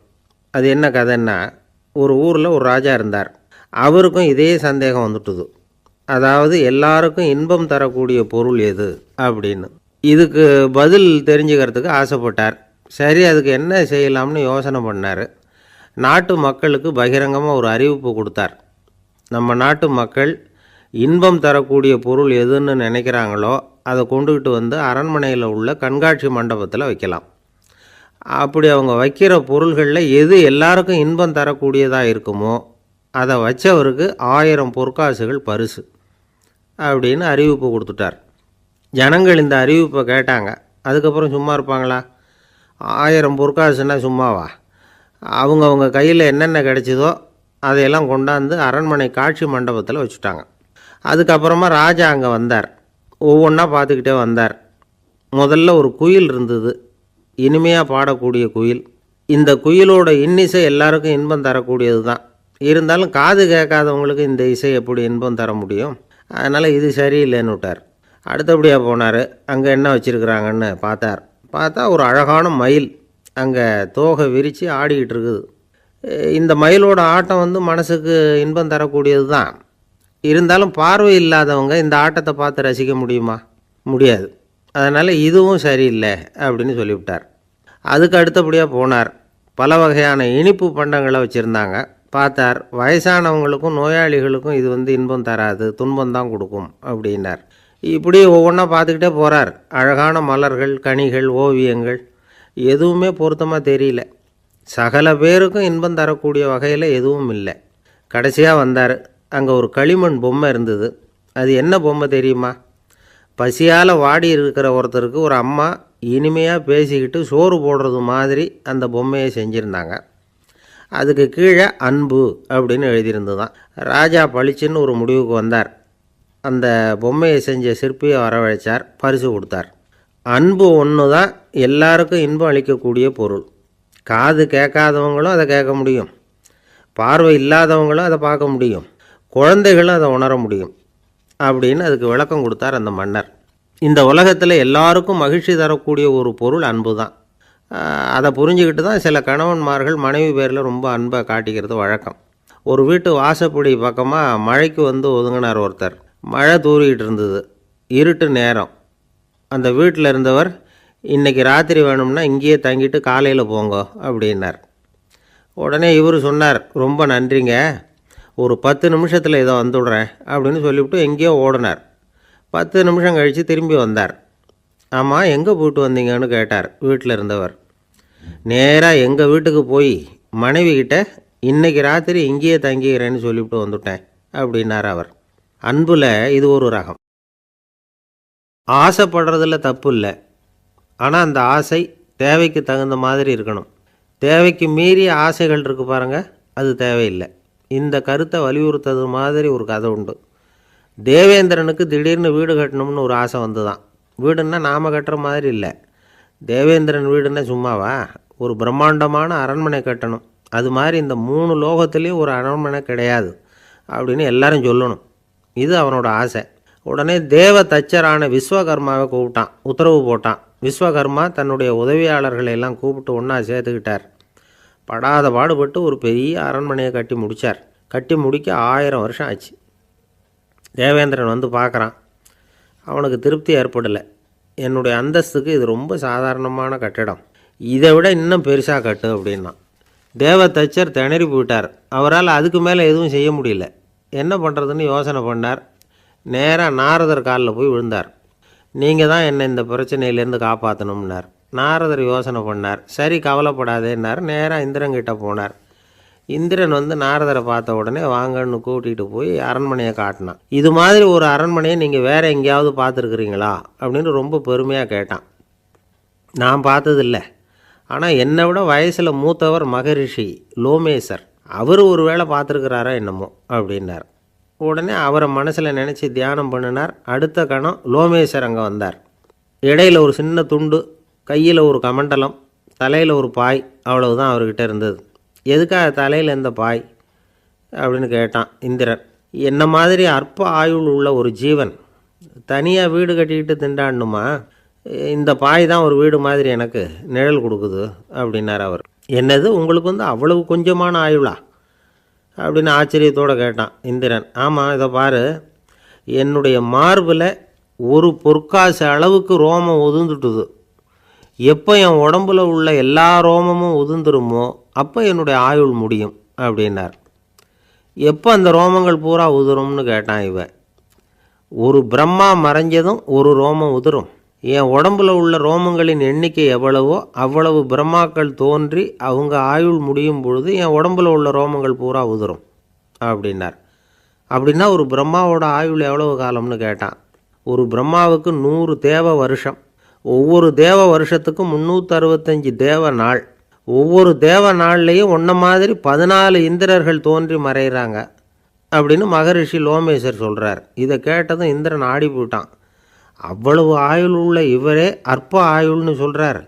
நான் என்னுடைய ஆயுளை பெருசாக நினச்சிக்கிட்டு பிரம்மாண்டமான அரண்மனை கட்டணும்னு ஆசைப்படுறேனே அப்படின்னு நினச்சான். எனக்கு வீடு கட்டின வரைக்கும் போதும்னு விட்டான். அதனால் நாமெல்லாம் நம்முடைய தேவைக்கு தகுந்த மாதிரி ஆசைப்படுறது தான் நியாயம். ஆனால் அப்படியே நடந்துக்கிறோம். மனுஷன் கடவுளையே ஏமாற்றி காசு வாங்கிறதுக்குள்ள ஆசைப்படுறான். ஒருத்தன் கடவுளை நினச்சி தவம் இருந்தான். கடவுள் நேரில் வந்தார். தேவலோகத்தில் ரூபாய்க்கெல்லாம் என்ன மதிப்புன்னு கேட்டான். அங்கெல்லாம் ரூபாய்ங்கிறது உங்கள் பணத்தில் 1 கோடி ரூபாய்க்கு சமம். அதாவது தேவலோகத்தில் 1 ரூபான்னா இங்கே 1 கோடி ரூபா. அது மாதிரி எங்களுக்கு ஒரு நாளுங்கிறது உங்கள் கணக்கில் 1 கோடி வருஷத்துக்கு சமம் அப்படின்னார் கடவுள். அப்படின்னா எனக்கு நீங்கள் அதிகமாக எதுவும் தர வேணாம், உங்கள் கணக்குப்படி ஒரே 1 ரூபா கொடுங்க, அது போதும்னா இவன் ரொம்ப சாமர்த்தியமாக. கடவுள் யோசனை பண்ணார். அது ஒன்றும் கஷ்டம் இல்லை, 1 ரூபா தானே கேட்குற, கொடுத்துட்றேன். ஆனால் இப்போ வரும்பொழுது நான் எடுத்துக்கிட்டு வரல, எங்கள் கணக்குப்படியே 1 நாள் பொறுத்துக்க பணத்தோடு வந்துடுறேன் அப்படின்னு சொல்லிவிட்டு பறந்து போயிட்டார். ஒரு பெரியவர்கிட்ட பேசிக்கிட்டு இருந்தேன். அவர் என்கிட்ட ஒரு கேள்வி கேட்டார். திருடர்கள் எத்தனை வகை தெரியுமா உனக்கு அப்படின்னார். இதுதான் அவர் கேட்ட கேள்வி.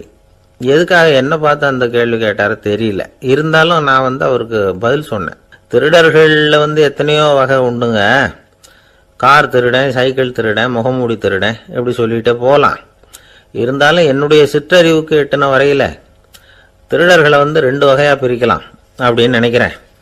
ஒன்று ராத்திரியில் திருடுற திருடன், இன்னொருத்தன் பகலில் திருடுற திருடன். அதாவது பகல் திருடன், ராத்திரி திருடன் அப்படின்னு பெரியவர் சிரித்தார்.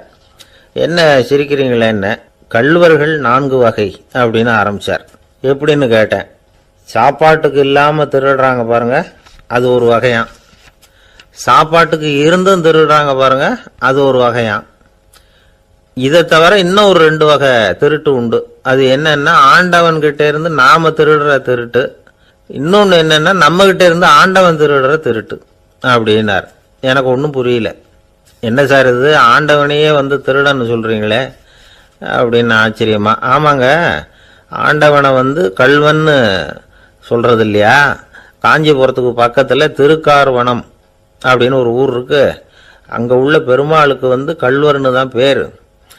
அது மட்டும் இல்லை, திருமங்கையாழ்வார் தம்முடைய திரு நெடுந்தாண்டகத்தில் கார்வனத்துள்ளாய் கல்வா அப்படின்னு தான் அழைக்கிறார் அப்படின்னு நிறைய உதாரணம்லாம் சொல்ல ஆரம்பித்தார்.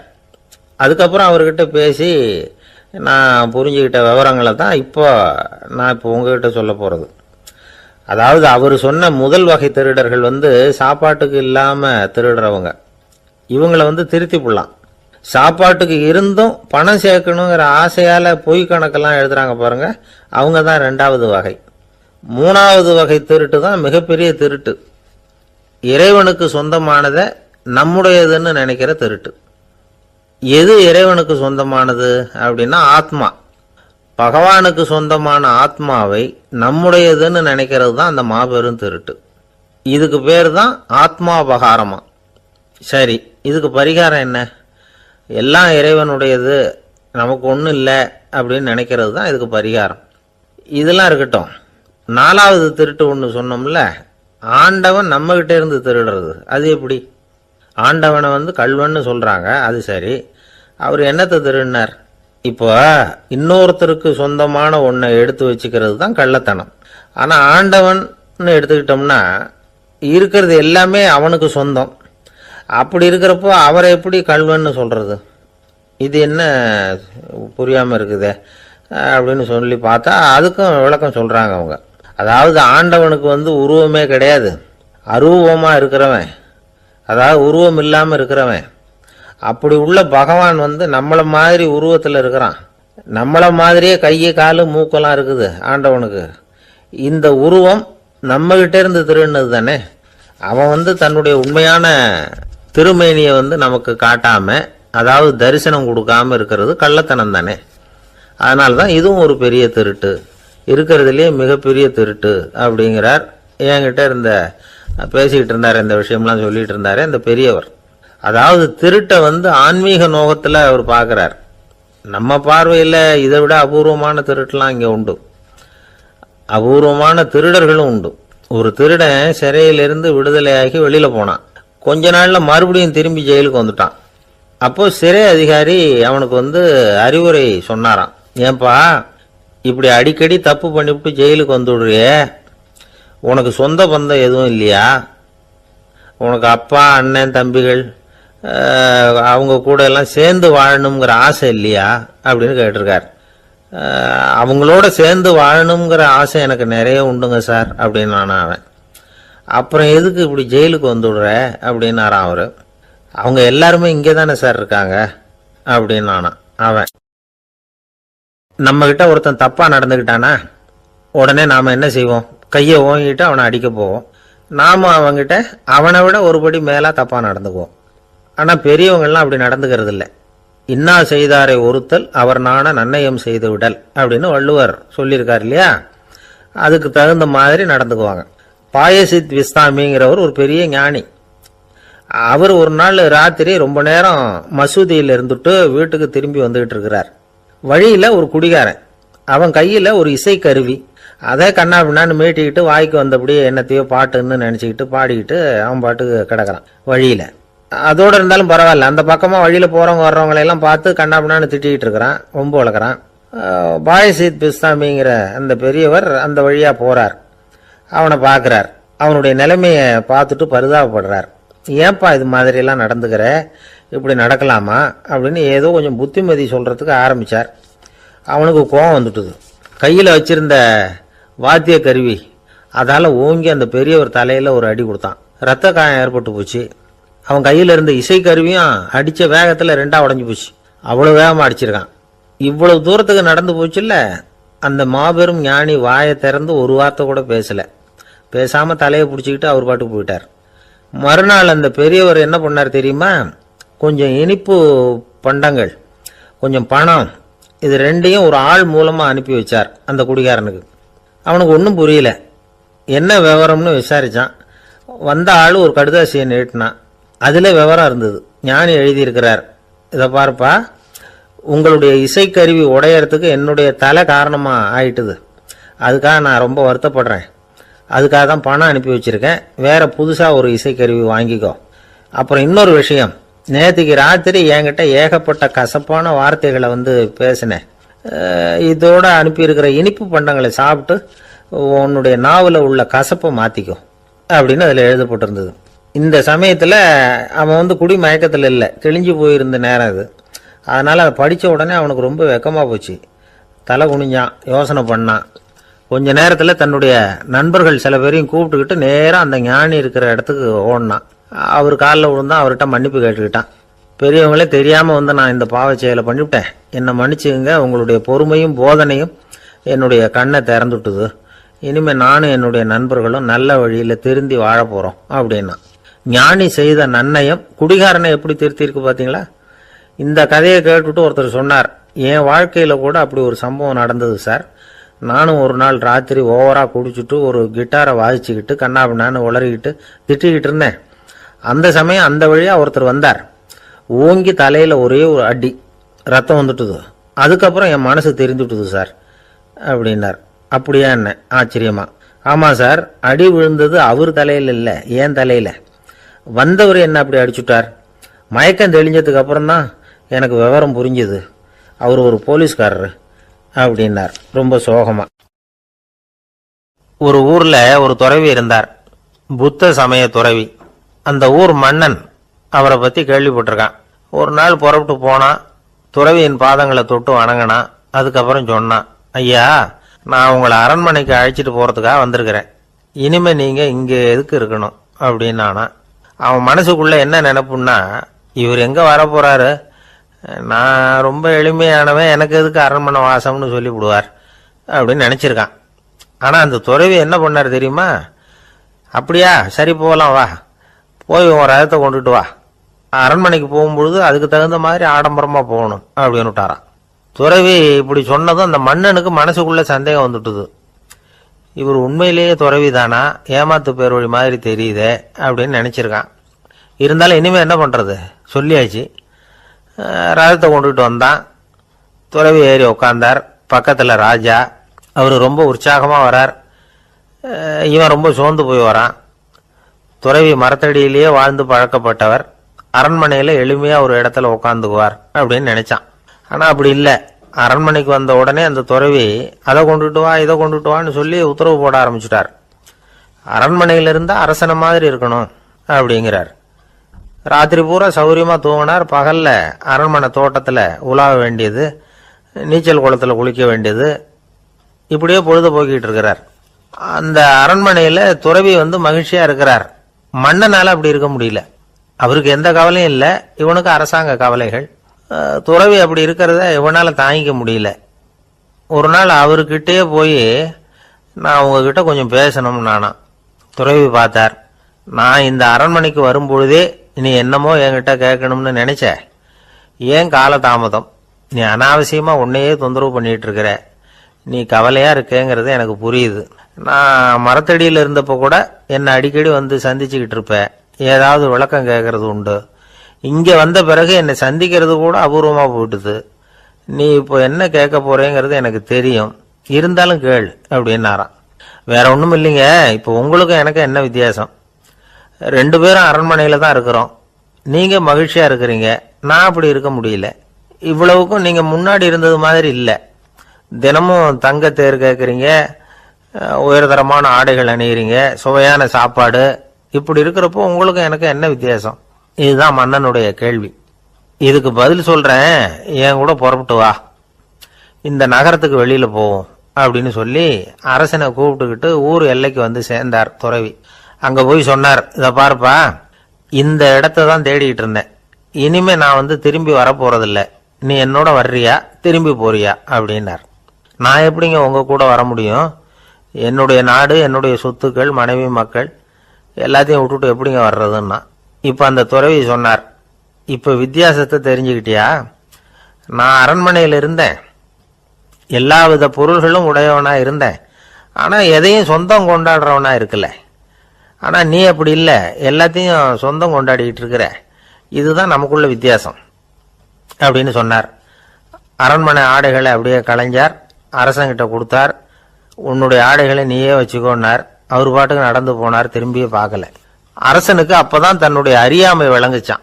இதிலிருந்து நாம புரிஞ்சுக்க வேண்டியது என்னன்னா, இந்த உலகத்துல எத்தனையோ பொருள்கள், அதையெல்லாம் முறையா பயன்படுத்தினா மகிழ்ச்சி. அதை விட்டுட்டு அதுக்கெல்லாம் சொந்தம் கொண்டாட ஆரம்பிச்சா கவலை. நம்ம ஆட்கள் சொந்தம் கொண்டாடுற விதமே தனி. ஒரு ஆளு இன்னொருத்தங்கிட்ட ஒரு கொடை கடன் வாங்கியிருந்தான், திருப்பி கொடுக்கல. கொடையை கொடுத்தவன் கேட்டான், என்கிட்ட கடன் வாங்கினிய கொடை, அதை கொஞ்சம் திருப்பி தர்றியான்னா. அது உனக்கு இப்போ அவசரமா தேவைப்படுதா அப்படின்னு கேட்டான் இவன். எனக்கு தேவைப்படல, அந்த கொடையை நான் யாருக்கிட்ட வாங்கியிருந்தேனோ அவனுக்கு இப்போ அது அவசரமா தேவைப்படுது அப்படின்னானா அந்த ஆள். அந்த ஆளுக்கு பேச தெரியாது, அவர்கிட்ட கொஞ்சம் எச்சரிக்கையா நடந்துக்கோ அப்படின்னு சொல்றது உண்டு. அப்படின்னா என்ன அர்த்தம்? அவர் இன்னமும் குழந்தையாவே இருக்கிறாரு, இன்னும் பேச்சு வரலன்னு அர்த்தம்? அப்படி இல்லை, அவருக்கு நாகரிகமா பேச தெரியலன்னு அர்த்தம். பேசுறதுங்கிறது மனுஷனால மட்டுமே முடியக்கூடிய ஒரு காரியம். அப்படி இருந்தும் அதோட பெருமையை அவன் இன்னமும் சரியா புரிஞ்சுக்கலன்னு தான் சொல்லணும். அதனாலதான் அவன் அளவுக்கு அதிகமா வார்த்தைகளை கொட்டி போடுறான். அதுக்கப்புறம் அதையெல்லாம் திருப்பி அள்ள முடியாம கிடந்து கஷ்டப்படுறான். கொட்டுன வார்த்தையை அள்ள முடியுமா? ஒருத்தரை இன்னைக்கு பார்த்து முட்டாள்னு திட்டி போடுறீங்க, நாளைக்கு மறுபடியும் அவர்கிட்ட போய் நேத்திக்கு உன்னை முட்டாள்னு சொல்லிவிட்டேன், அந்த வார்த்தையை திருப்பி கொடு, வாங்கிட்டு போயிடுறேன் அப்படின்னு நான் சொல்ல முடியும்? அவன் கோபக்காரனா இருந்தா நேத்திக்கு அதை வேற விதமா உங்களுக்கு திருப்பி கொடுத்துருப்பான். உலகத்துல எவ்வளவோ ஜீவராசிகள் இருக்கு, அதுக்கெல்லாம் வாய் இருக்குது. அந்த வாயெல்லாம் எதுக்கு உபயோகம்? சாப்பிட்றதுக்காக. ஆனா நமக்கு இருக்கிற வாய் சாப்பிட்றதுக்காக மட்டும் இல்லை, பேசுறதுக்காகவும் தான். பேச முடியலன்னா வாய் இருந்தா கூட அது வாயில்லா ஜீவன் தான். ஒரு பையனை பார்த்து அது வாய் உள்ள புள்ள பொழைச்சிக்கும் அப்படின்னா மற்ற பையன்களுக்கெல்லாம் முகத்தில் வாயே இல்லைன்னு அர்த்தம். அப்படி இல்லை, அந்த பையன் கொஞ்சம் கெட்டிக்காரத்தனமாக பேசுவான்னு அர்த்தம். அதனால் எப்படி பேசணும் அப்படிங்கிறத நாம் முக்கியமாக தெரிஞ்சுக்கணும். இதுக்கு 8 விதமான குறிப்புகளை நம்ம பெரியவங்க சொல்லியிருக்கிறாங்க. பேச்சுக்கு 8 அங்கங்கள் உண்டு அப்படின்னு அவங்க சொல்கிறாங்க. அதெல்லாம் என்னென்ன அப்படின்னா உண்மை, நன்மை, அன்பு, நிதானம், இனிமை, ஆழம், சமயமறிதல், சபையறிதல். இந்த 8 தன்மையும் பேச்சில் இருக்கணுமா. இதையே கொஞ்சம் விவரமாக சில பேர் போர்டில் எழுதி வச்சுருப்பாங்க. அதாவது எழுத்துலையாவது அதெல்லாம் இருக்கட்டுமே அப்படின்னு நினச்சி நீங்கள் கூட சில இடங்களில் இதை பார்த்துருக்கலாம். அதாவது உண்மையே பேசுக, நன்மையே பேசுக, அன்பாக பேசுக, நிதானமாக பேசுக, இனிமையாக பேசுக, ஆழமுடையதாக பேசுக, சமயமறிந்து பேசுக, சபையறிந்து பேசுக, இப்படி எழுதி வச்சிருப்பாங்க. இந்த 8 அம்சமும் சரியா பொருந்தி இருந்தாதான் அது பேச்சு. மற்றதெல்லாம் பேச்சாயிடாது. பேச்சு ஒரு சிறந்த கலை. எல்லாத்தையும் விட பேசாம இருந்தும் பழகணும், அது ரொம்ப முக்கியம். உண்மையே பேசணும். சத்தியத்துக்கு மதிப்பு கொடுக்கறவங்கள தான் சரித்திரம் மதிக்கும். உண்மை பேசினா மட்டும் போதாது, அந்த உண்மையில நன்மை கலந்துருக்கணும். கொலைகாரனுக்கு பயந்துக்கிட்டு ஒருத்தன் உங்க வீட்டுக்குள்ள ஒளிஞ்சிருக்கிறான். அந்த முரட்ட ஆசாமி கையில அறிவாளோட வந்து அவன் இங்க வந்தானான்னு உங்ககிட்ட கேட்கறான்னு வச்சுங்க. உண்மைதான் உயர்வு தரும் அப்படின்னு நினைச்சுக்கிட்டு ஆமா உள்ளதான் இருக்கிறான், அடுப்பங்கரையில குதிருக்கு பின்னாடி உட்காந்துருக்கிறான், போய் பிடிச்சிட்டு போங்க அப்படின்னா சொல்லுவீங்க. அது நன்மை இல்லாத உண்மை. அதனால பிரயோஜனம் கிடையாது. அதே மாதிரி உங்க பேச்சில் அன்பு இருக்கணும், நிதானம் இருக்கணும், இனிமை இருக்கணும், சிந்தித்து பேசணும், சமயம் அறிந்து பேசுறதும் முக்கியம். அதை பத்தி நமக்கு வேற யாரும் சொல்லிக் கொடுக்க வேண்டியதில்லை. எந்த நேரத்தில் யாருக்கிட்ட எப்படி பேசினா காரியம் நடக்கும் அப்படிங்கிறது நமக்கு நல்லா தெரியும். அது கைவந்த கலை. அவையறிந்து பேசுற திறமை பேச்சாளர்களுக்கு ரொம்ப அவசியம். அது இல்லைன்னா நிலைமை பரிதாபமாயிடும். ஒரு பேச்சாளர் ரொம்ப மும்முரமா பேசிக்கிட்டே இருந்தாராம். ரொம்ப நேரம் நிறுத்தவே இல்லை, பேசிக்கிட்டே இருக்கிறார். சபையில் இருந்தவங்கலாம் ஒவ்வொருத்தரும் எழுந்திரிச்சு போய்கிட்டே இருக்கிறாங்க. கடைசியில் 2 பேர் தான் அக்கறையா பேசுகிறவரை கவனிச்சுட்டு உட்காந்துருந்தாங்களாம். மேடையில் பேசிக்கிட்டு இருந்தவர் அவங்கள பார்த்து சொன்னாராம், எனக்கு கூட்டம் முக்கியம் இல்லை, எவ்வளவு பேர் என் பேச்சை கேட்குறாங்க அப்படிங்கிறது முக்கியம் இல்லை. நீங்கள் 2 பேராவது ஊக்கமாக என்னை கவனிச்சுக்கிட்டு உட்காந்துருக்குறீங்க, அது போதும். உங்களுக்காகவே நான் பேசிக்கிட்டு இருக்கிறேன் அப்படின்னார். இதை கேட்டதும் உட்கார்ந்துருந்த 2 பேரில் ஒருத்தர் எழுந்திருச்சு, அப்படி இல்லைங்க, நாங்கள் 2 பேரும் நீங்கள் பேசி முடிச்ச உடனே தொடர்ந்து பேச வேண்டிய ஆளுங்க, அதுக்காக தான் காத்துக்கிட்டு இருக்கிறோம், சீக்கிரம் முடிங்க அப்படின்னாங்களாம். ஒரு ஊரில் ஒரு புகழ்பெற்ற பத்திரிகையாளர் இருந்தார். அவர் ஒரு நாள் திடீர்னு இறந்து போயிட்டார். அதுக்கப்புறம் நேராக சொர்க்கத்துக்கு போனார். சொர்க்கத்தின் வாசலில் நின்றுகிட்டு இருந்த ஒருத்தர் அவரை தடுத்தார். இதை பாரு, ஏற்கனவே இங்கே 12 பத்திரிகையாளர்கள் இருக்கிறாங்க, அவங்களுக்கே இங்கே வேலை இல்லை. அதுக்கு என்ன காரணம்னா, சொர்க்கத்தில் திடுக்கிடும் செய்திகள்லாம் ஒன்றும் கிடையாது, அப்படி என்ன இருக்க போகுது இங்கே எல்லாம் அது ஒழுங்காக நடந்துகிட்டு இருக்கோம். எல்லாம் ஒழுங்காக நடந்தால் பத்திரிகைகளுக்கு சுவாரஸ்யமான கொலை கொள்ளை தீ வைப்பு இது மாதிரி எதுவும் இங்கே இல்லை. ஏற்கனவே இங்கே இருக்கிறவங்க எல்லாரும் மரத்தடியில் உட்காந்துக்கிட்டு தியானம் பண்ணிகிட்டு இருக்கிறாங்க. அந்த ஒரே செய்தி தான் தினமும் இங்கே வந்துக்கிட்டு இருக்குது. அதை படிக்கிறதுக்கே இங்கே ஆள் கிடையாது. அதனால் நான் என்ன சொல்கிறேன்னா, நீ பேசாமல் நரகத்துக்கே போயிடு. அங்கே எவ்வளவோ நிகழ்ச்சிகள் நடந்துக்கிட்டு இருக்கு, அங்கே தான் அதிகமான பத்திரிகையாளர்கள் தேவைப்படுறாங்க, அங்கே உனக்கு நிறைய வேலை இருக்கும், அதை செய்கிறதில்ல நீயும் மகிழ்ச்சியாக இருக்கலாம் அப்படின்னு சொன்னாராம். அங்கே அந்த சொர்க்கத்தின் வாசலில் நின்றுக்கிட்டு இருந்தவர். இந்த பத்திரிகையாளர் அங்கேயே நின்று கொஞ்சம் யோசனை பண்ணார். இவருக்கு சொர்க்கத்திலே இருக்கணும்னு தான் ஆசை. அதனால் மெதுவாக அவர்கிட்ட பேசினாராம், ஐயா, என்னை ஒரு 24 மணி நேரம் இங்கே உள்ளே இருக்கிறதுக்கு அனுமதி கொடுங்க. இங்கே இருக்கிற பல பத்திரிகையாளர்களை எனக்கு தெரியும், அவங்களில் சில பேரை சமாதானப்படுத்தி மெதுவாக பேசி நரகத்துக்கு அனுப்பி வச்சுட்றேன். நான் இங்கே இருந்துக்கிறேன். உங்கள் கணக்குப்படி 12 பேருக்கு மேலே இங்கே தாண்டாது, அப்படி பார்த்துக்கிறேன் அப்படின்னாராம். அவரும் யோசனை பண்ணி பார்த்துட்டு, சரி அப்படியே உனக்கு அனுமதி கொடுக்குறேன், ஆனால் ஒரு விஷயம், 24 மணி நேரம் தான் அனுமதி, அதுக்குள்ளே எல்லாம் நடக்கணும் அப்படின்ட்டுருக்கார். சரின்னு சொல்லிவிட்டு இந்த பத்திரிகையாளர் உள்ளே போனார். யோசனை பண்ணார், திட்டம் போட்டு ஒரு பொருளையை கிளப்பி விட்டார். சக பத்திரிகையாளர்களெல்லாம் கூப்பிட்டு சொன்னாராம், இதை பாருங்க, நரகத்தில் ஒரு பெரிய தினசரி பேப்பரை கொண்டுகிட்டு வர்றதுக்காக திட்டம் போட்டுக்கிட்டு இருக்காங்க. அதுக்கு பல அதிகாரிகள் தேவைப்படுறாங்க, நிறைய சம்பளம் கிடைக்கும். யார் யாரெல்லாம் நரகத்துக்கு போக ஆசைப்படுறாங்களோ அவங்கெல்லாம் போகலாம். அப்படின்னு ஒரு பொருளையை கிளப்பி விட்டார். 24 மணி நேரம் கழிச்சு வாசல் பக்கம் போனார். அங்க இருந்தவர்கிட்ட எத்தனை பேர் வெளியேறினாங்கன்னு விசாரிச்சாராம். அப்போ அவர் இவரை நீ வெளியே போகக்கூடாது, முதல்ல உள்ளதான் இருக்கணும் அப்படின்னு தடுத்தாராம். அப்புறம் சொன்னாராம், நீ சொன்ன செய்தியை கேட்டதும் இங்க இருந்த எல்லா பத்திரிகையாளர்களுமே நரகத்துக்கு போயிட்டாங்கப்பா, உள்ள யாருமே இல்லை, அதனால நீ உள்ளே இருக்கலாம் அப்படின்னாராம்.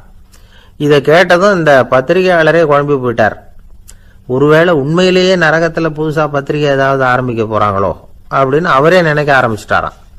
அப்புறம் சொன்னாராம், ஐயா என்னை விட்டுருங்க, நான் நரகத்துக்கே போயிடுறேன், அங்க ஏதோ விசேஷம் இருக்கணும் அப்படின்னாராம். இல்லைன்னா இத்தனை பேரும் ஒட்டுமொத்தமா அங்க போறதுக்கு சான்ஸே இல்லை, என்ன தடுக்காதீங்கன்னு கெஞ்ச ஆரம்பிச்சுட்டாராம். மற்றவங்க நம்பணுங்கிறதுக்காக ஒரு பொருளையை கிளப்பி விட்டார். கடைசியில தானே அந்த பொருளைக்கு ஆளாயிட்டார். அதாவது பிறரை ஏமாற்றிய அவரது மனம் கடைசியில் அவரையே ஏமாற்ற ஆரம்பிச்சுட்டு பாருங்க. நீங்க இப்படி அடுத்தவங்களை ஏமாத்துறதுக்கு உங்க மனசை பழக்கப்படுத்துறீங்க, ஆனா கடைசியில் அதனால நீங்களே ஏமாற்றப்படுகிறீர்கள் அப்படிங்கிறது பெரியவர்களுடைய புத்திமதி. அதனால உங்க மனசுகிட்ட ரொம்ப எச்சரிக்கையா இருங்கோ அப்படிங்கிறாங்க.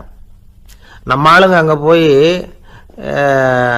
என்ன சொல்லுவாங்கன்னா, இந்த பாரு அங்க போவாத இங்க போவாதன்னு பயமுறுத்துறது உண்டு. சில பேர் அங்க பேய் இருக்குது, பிசாசு இருக்கு அப்படின்னு பொருளையை கிளப்பி விடுறது உண்டு. இருட்டு நேரம் காட்டு வழியா ஒருத்தன் போய்கிட்டு இருக்கிறான். அங்க பேய் பிசாசு நடமாட்டம் இருக்கிறதாக வதந்தி. இவன் பயந்துகிட்டே வேகமா போறான். காடு முடிஞ்சு மெயின் ரோட்டுக்கு வந்து சேர்ந்தான். அப்பாடா, ஒரு பஸ் நின்றுட்டு இருக்கு தனியா, இருட்டுல லேசா தெரிஞ்சது. ஓடி போய் ஏறி உள்ள உட்காந்துக்கிட்டான். பயந்துகிட்டே போனவன் அப்புறம் தான் தெரியுது உள்ள யாருமே இல்லை, டிரைவரும் இல்லை, கண்டக்டரும் இல்லை, வேற யாரும் இல்லை. இவனுக்கு பேய் பயம் அதிகமாக போட்டுது. ஏன்னா நடு ராத்திரி. இந்த நேரம் பார்த்து அந்த பஸ் தானே நகர ஆரம்பிச்சுதான். இவனுக்கு இன்னும் பயம் அதிகமாக போட்டுது. ஏன்னா டிரைவர் சீட்டு காலியா இருக்கு, பஸ் நகருது. இவன் உடம்பு பூரா நடுங்க ஆரம்பிச்சுட்டுது. வீல்னு கத்தலாமான்னு பார்த்தான். அந்த நேரம் பார்த்து அவன் தோல்ல ஒரு கை விழுந்துதான். திடுக்கிட்டு திரும்பி பார்த்துருக்கிறான். அங்க டிரைவர் நிக்கிறார். அவரு சொன்னாராம், ஏன்பா ஏற்கனவே பஸ் பிரேக் டவுன், நாங்கள்லாம் பின்னாடி இறங்கி நின்று தள்ளிட்டு இருக்கிறோம், நீ மட்டும் ஜாலியா ஏறி உக்காந்துக்கிட்டியா, இறங்கி வந்து தள்ளப்பா அப்படின்னாராம். இருட்ட கண்டா பயம் உண்டாவதே அது ஏன்? இப்படி ஒரு கேள்வியை ஒரு பெரியவர்கிட்ட கேட்டாங்க. அதுக்கு அவர் பதில் சொல்றார், மனிதனுடைய ஆதிகால வாழ்க்கையில தொற்றி கொண்ட பயம் இது வேரூன்றி இருக்குது, இன்னமும் போகல. 50,000 வருஷங்களுக்கு முன்னாடி மனுஷன் குகைகள்ல வாழ்ந்தான். பகல்ல பயம் இருக்காது, ராத்திரியில மிருகங்கள் தாக்கும், கொல்லும், நிம்மதியா தூங்க கூட முடியாது. அதனால இந்த மனுஷனுக்கு இரவுன்னா மரணம், பயம் அப்படின்னு பழகி போச்சு. மனிதர்களுடைய எல்லா மனசையும் சேர்த்து மொத்தமா ஒரு மனசு உண்டு. மனிதர்களுடைய நினைவு இந்த மொத்த மனசுல பதிஞ்சிருக்கு, பரவுது. இந்த மொத்த மனசுல இருட்டு பற்றிய பயம் பதிந்து நீடிக்குது அப்படிங்கிறார் அவர். இந்த காலத்துல இரவை பகலாக்கிறதுக்கு எவ்வளவு விளக்குகள்லாம் வந்தாச்சு. ராத்திரியிலேயும் மிருகங்கள் தாக்குங்கிற நிலைமை இல்ல. பாதுகாப்பான வீடுகள், விலங்குகளும் விலகி போயிட்டு, விலங்குகள்லாம் விலகி போயிட்டு, வீடுகளும் பாதுகாப்பா இருக்குது. சரி, இருந்தாலும் அந்த பழங்கால பயம் இருட்டு பயம் இன்னமும் மனுஷனை விட்டு போகல. இன்னொரு விஷயம் என்னன்னா, இருட்டுல இருந்து வெளிச்சத்துக்கு வராத மனிதர்கள் இன்னைக்கு அதிகம். ஒரு ஆளு ஆத்துக்கு மீன் பிடிக்கிறதுக்காக போனான், இன்னும் விடியல. அதுக்குள்ள வலையை எடுத்துட்டு கிளம்பி போயிட்டான். வெளிச்சம் வர்றதுக்கு முன்னாடியே போய் சேர்ந்துட்டான். விடிகிற வரைக்கும் என்ன பண்றது, சும்மா கரையிலேயே உட்காந்து காலாட்டிட்டு இருக்கிறான். காலில் ஏதோ ஒரு சின்ன மூட்டை தட்டுப்பட்டது. இருட்டுல அது என்னன்னு சரியா தெரியல. மூட்டைக்குள்ள சின்ன சின்ன கல்லா நிறைஞ்சி இருக்குது. சும்மா பொழுது போகணுமேங்கிறதுக்காக இவன் அந்த மூட்டைக்குள்ள இருந்து ஒவ்வொரு கல்லா எடுத்து ஆத்துல வீசிக்கிட்டு இருக்கிறான். விடிகிற வரைக்கும் வேற வேலை இல்லைங்கிறதுனால எப்படி செஞ்சுக்கிட்டே உட்காந்துருக்கிறான். கிழக்க மெதுவா வெளிச்சம் தெரிய ஆரம்பிச்சது. பொழுது விடியறதுக்கான அறிகுறி. இதுக்குள்ள அந்த மூட்டையில இருந்த எல்லா கல்லையும் எடுத்து வீசி எறிஞ்சுட்டான். கடைசியா ஒரே ஒரு கல்லு மட்டும்தான் கையில பாக்கி இருந்தது. வெளிச்சம் வந்ததும் அந்த கல்லை பார்த்தான், அப்படியே திகைச்சு போயிட்டான். அடடா, இது வரைக்கும் தெரியாம தப்பு பண்ணிட்டோமே அப்படின்னு நினைச்சான். ஏன் தெரியுமா, அவன் கையில இருந்தது வெறும் கல் இல்ல, விலை வசந்த ரத்தன கல். அது இருட்டுல என்னன்னு புரியாததுனால மூட்டையில இருந்த எல்லா ரத்தன கல்லையும் ஆத்துல வீசி எறிஞ்சிருக்கிறான்.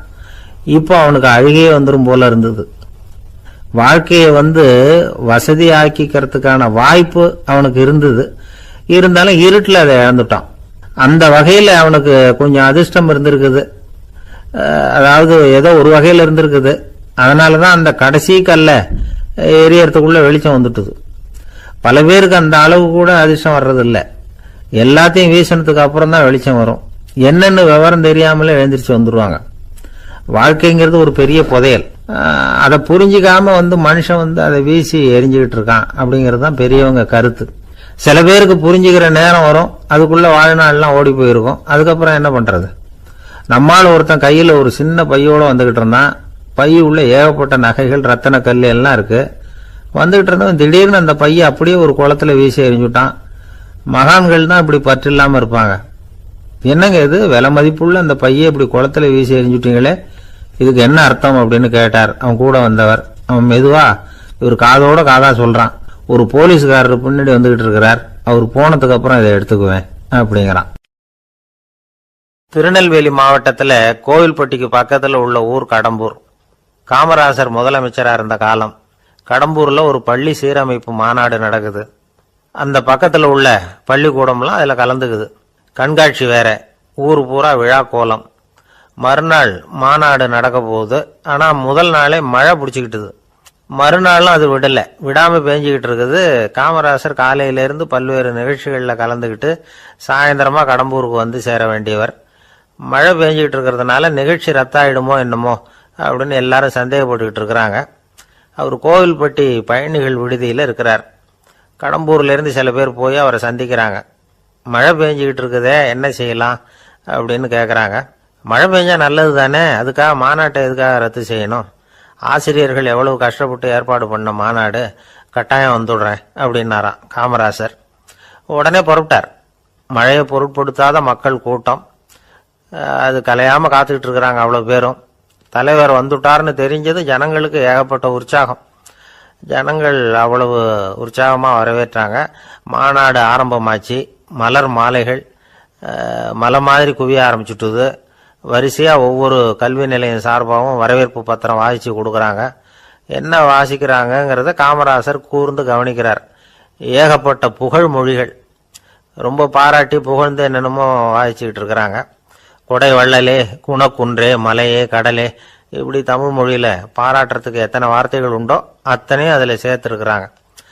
காமராசர் பொறுமை இழந்துட்டார். போதும் போதும், உங்கள் எல்லாரையும் பார்த்து 2 வார்த்தை பேசிவிட்டு போகிறதுக்காக தான் நான் வந்திருக்கிறேன். எல்லாரும் மழையில் சிரமப்பட்டு நின்றுக்கிட்டு இருக்கிறீங்க, இப்படி என்ன புகழ்ந்து படிச்சுக்கிட்டே இருந்தா எப்படி அப்படின்னாராம். அதுக்கப்புறம் பேசி முடிச்சிருக்கிறார். மாநாட்டு நிகழ்ச்சிகள் முடிஞ்சதும் இன்னொரு நிகழ்ச்சியில் கலந்துக்கிறதுக்காக புறப்பட்டாராம். ஒரு திறந்த ஜீப்பில் அவரை ஊர்வலமாக அழைச்சிக்கிட்டு போயிருக்கிறாங்க. தெருவில் 2 பக்கமும் ஏகப்பட்ட கூட்டம். அங்கங்கே ஜீப்பை நிறுத்தி ரோஜா மாலை, ஜருக மாலை இப்படி போட்டுக்கிட்டே இருக்கிறாங்க. அதையெல்லாம் அப்படி அப்படியே வாங்கி அங்கங்கே நின்றுகிட்டு இருந்த குழந்தைகள்கிட்டையும் தாய்மார்கள்கிட்டையும் கொடுத்துக்கிட்டே போறார். அந்த சமயத்தில் கூட்டத்துக்கு அப்பால ஒரு பெரியவர் கையில் ஒரு மல்லிகை சரத்தோடு நின்றுட்டு இருக்கிறார். அவரால் முண்டி அடிச்சுக்கிட்டு முன்னால் வர முடியல. காமராசர் இதை கவனிக்கிறார். அவ்வளவுதான், உடனே நிறுத்தப்பா வண்டிய அப்படிங்கிறார். ஜீப்பு நிற்கிது. டிரைவரை பார்த்து, அதோ பார், அங்கே ஒருத்தர் நிற்கிறார் பார், அவர் இங்கே அழைச்சிட்டு வா அப்படின்னாராம். கூட்டம் வழி விடுது. அந்த பெரியவரை கிட்டத்தில் அழைச்சிட்டு வர்றாங்க. காமராசர் அவரை பார்த்து, வாங்க வாங்க, நல்லா இருக்கீங்களா அப்படின்னு சத்தம் போட்டு உற்சாகமாக விசாரிக்கிறாராம். பெரியவர் கண்களில் கண்ணீர், பேச்சு வரல. மல்லிகை சரத்தை அவருக்கு போடுறார். கொஞ்ச நேரம் அவர்கிட்ட பொறுமையாக பேசிக்கிட்டு இருந்துட்டு அவரை அனுப்பி வைக்கிறார் காமராசர். பெரியவர் போனதுக்கு அப்புறம் காமராசர் பக்கத்தில் இருந்தவங்க கிட்ட சொல்றார் அந்த பெரியவரை பற்றி. அந்த காலத்தில் ரொம்ப கஷ்டப்பட்டவர் இவர், ஜெயிலுக்கு போனவர் அப்படின்னு ரொம்ப உருக்கமாக நெகிழ்ந்து போய் சொல்றார். இதில் ஒரு விஷயத்தை கவனிங்க. தன்னை புகழ்ந்து படிக்கப்பட்ட வாழ்த்து மடலை படிக்க வேணாம்னு தடுத்து நிறுத்தினார். எங்கேயோ ஒரு மூலையில் கையில் ஒரு 4 முழம் மல்லிகை சரத்தோட ஒதுங்கி நின்றுகிட்டு இருந்த அந்த தொண்டரை அவ்வளவு பெரிய கூட்டத்துக்கு நடுவுலையும் தேடி கண்டுபிடிச்சி கிட்டத்தில் கூப்பிட்டு அவர் கொடுத்த அன்பு மாலையை வாங்கி கழுத்தில் போட்டுக்கிட்டார். அதுதான் காமராசர். தோல்விகள் கூட அவரை கொஞ்சம் கூட பாதிச்சதில்லை. ஒரு பொது தேர்தலில் அவர் தோத்து போறார். தொண்டர்கள்லாம் அழறாங்க. அதில் ஒருத்தர் மெதுவாக காமராசர்கிட்ட போய், என்ன தலைவரே, நீங்கள் கூட தோத்து போயிட்டீங்களே அப்படின்னு கலக்கமாக சொல்லியிருக்கிறார். அதுக்கு காமராசர், நான் கூட தோத்து போகிறதுக்கு பேர் தான்ப்பா ஜனநாயகம் அப்படின்னாராம். ஒரே ஒரு ஊர், அந்த ஊருக்கு பேர் கொடையாளிப்பட்டி. அந்த பேருக்கு தகுந்த மாதிரி தான் அந்த ஊர் மக்களும். யார் என்ன கேட்டாலும் இல்லைன்னு சொல்லாமல் கொடுப்பாங்க. கொடையாளிகள் நிறைந்த ஊர். இனாமா மட்டும் இல்லை, கடனாகவும் பணம் கொடுப்பாங்க. யாருக்காவது அவசரமாக பணம் தேவைப்பட்டதுன்னு வச்சுக்கோங்க, அந்த ஊருக்கு போய் வாங்கிக்கலாம். பத்திரம் தேவையில்லை, சாட்சி தேவையில்லை, ஜாமீன் தேவையில்லை, எந்த உத்தரவாதமும் கேட்காம பணம் கொடுத்துருவாங்க. நம்மால் ஒருத்தனுக்கு பணம் தேவைப்பட்டது, சொந்த பந்தம்லாம் கேட்டு பார்த்தா யாரும் கொடுக்குற வழியாக தெரியல. எல்லாரும் அவங்கவுங்க சௌரியத்தை பார்க்குறவங்க, அடுத்தவங்க சௌரியத்தை பற்றி கவலைப்படாதவங்க. இவன் எல்லாரையும் கேட்டு பார்த்துட்டு சோர்ந்து போய் உக்காந்துட்டான். அந்த நேரம் தான் கொடையாளிப்பட்டியை பற்றி கேள்விப்பட்டான். அப்படி ஒரு ஊர் இருக்கிறது தெரிஞ்சதும் அந்த ஊருக்கு வழி கேட்டுக்கிட்டு ஒரு நாள் புறப்பட்டு போனான். வயல்காட்டு வழியாக போக வேண்டியிருந்தது. மெதுவாக நடந்து ஊர் எல்லைக்கு வந்துட்டான். 2 பக்கமும் விவசாய வேலைகள் மும்முரமாக நடந்துகிட்டு இருக்குது. ஏர் உழுதுகிட்டு இருக்கிறாங்க. அப்போ அங்கே ஒரு ஆளை பாம்பு கடிச்சுட்டுது. பக்கத்தில் வேலை செஞ்சுக்கிட்டு இருந்தவங்க ஓடி வந்தாங்க. அவசரமாக செய்ய வேண்டிய முதல் உதவியெல்லாம் செஞ்சு பார்த்தாங்க, பலன் இல்லை. அந்த ஆள் செத்து போட்டான். அவன் செத்து விட்டான்னு தெரிஞ்சதும் அவனை தூக்கி வரப்பு மேலே போட்டுட்டு எல்லாரும் அவங்கவுங்க வேலையை கவனிக்க ஆரம்பிச்சிட்டாங்க. அங்கே ஒரு ஆள் இவனை பார்த்து சொன்னான், ஐயா, நீங்கள் போகிற வழியில் இவன் சொந்தக்காரன், இவனுக்கு சோறு கொண்டுகிட்டு வருவான், இவன் இங்கே செத்து விட்டான்னு அவங்ககிட்ட சொல்லிவிடுங்க அப்படின்னா. இவனுக்கு ரொம்ப ஆச்சரியம். என்னடா இது, பாம்பு கடிச்சுட்டுதுன்னதும் பதறி அடிச்சுக்கிட்டு ஓடி வந்தாங்க, செத்து விட்டான்னதும் பேசாமல் தூக்கி போட்டுட்டு போயிட்டாங்க அப்படின்னு நினச்சிக்கிட்டே நடந்து போகிறான். எதிரில் சோறு கொண்டுகிட்டு ஒரு ஆள் வந்தான். இவன் விவரத்தை சொன்னான். அங்கே அவங்க சொந்தக்காரன் பாம்பு கடிச்சு செத்து போட்டான் அப்படின்னா. அவன் கொஞ்ச நேரம் அமைதியாக நின்னான். அதுக்கப்புறமா அங்கேயே வரப்பில் உட்காந்து கொண்டுகிட்டு வந்த சோத்தை தானே சாப்பிட்டு முடித்தான். பேசாமல் எழுந்திரிச்சு திரும்பி போயிட்டான். கொஞ்சம் கூட பதறல, அழலை. இப்படியும் ஒரு ஊரா அப்படின்னு நினச்சி ஆச்சரியப்பட்டுக்கிட்டே இவன் ஊருக்குள்ளே போனான். ஒரு பெரிய மனுஷனை பார்த்து பணம் கேட்டான். அவரும் இவனோட பேரையும் ஊரையும் மட்டும் விசாரிச்சுக்கிட்டு தேவையான பணத்தை கொடுத்துட்டார். பணத்தை வாங்கிட்ட பிறகு தன்னுடைய மனசை அரிச்சுக்கிட்டு இருந்த அந்த விஷயத்தை பற்றி கேட்டான். ஐயா, வழியில் ஒருத்தன் செத்துட்டான், அவனை அப்படியே தூக்கி வரப்பில் போட்டுட்டு எல்லாரும் வயல்வெளி வேலைகளை பார்த்துக்கிட்டு இருக்கிறாங்களே அப்படின்னா. இதுக்கு அந்த பெரியவர் சொன்னார், ஆமாம், அப்படி தான் செய்வோம், வேலை முடிஞ்சு வீட்டுக்கு திரும்புகிறப்போ அவனை தூக்கிட்டு வந்து அடக்கம் பண்ணிடுவோம் அப்படின்னார். ரொம்ப ஆச்சரியமாக இருக்கே அப்படின்னா. ஏன் உங்கள் ஊரில் யாராவது செத்துட்டா என்ன பண்ணுவீங்க அப்படின்னு கேட்டார். என்ன இப்படி கேட்குறீங்க, எங்கள் ஊரில் எல்லாம் பணத்தை தூக்க விட மாட்டாங்க, ஒப்பாரி வைப்பாங்க, கட்டி புரண்டு அழுது புலம்பி தீத்துருவாங்க அப்படின்னா. இவன் பெரியவர் பார்த்தார். அவங்கிட்ட கொடுத்த பணத்தை லபக்குன்னு பறிச்சுக்கிட்டார். திருப்பி வாங்கிட்டார். இவன் பதறி போய் நிற்கிறான். அவர் சொன்னார், பணத்தையே விட மாட்டேன்னு கட்டுப்பிடிச்சி அழுதா நான் கொடுத்த பணத்தை மட்டும் எப்படி திருப்பி கொடுக்க போகிறேன், போயிட்டு வா அப்படின்னு விரட்டி விட்டாரான். இந்த கதையை நண்பர் ஒருத்தர் சொன்னார். கதை வேடிக்கையாக தெரிஞ்சால் கூட இதில் கருத்து உண்டு. பணம் பிணம் இது ரெண்டையுமே விடுறதுக்கு அவ்வளவு சுலபமாக மனம் வர்றதில்லை. இந்த 2 விஷயங்கள்லேயும் அறிவார்ந்த செயல்பாடு தேவை.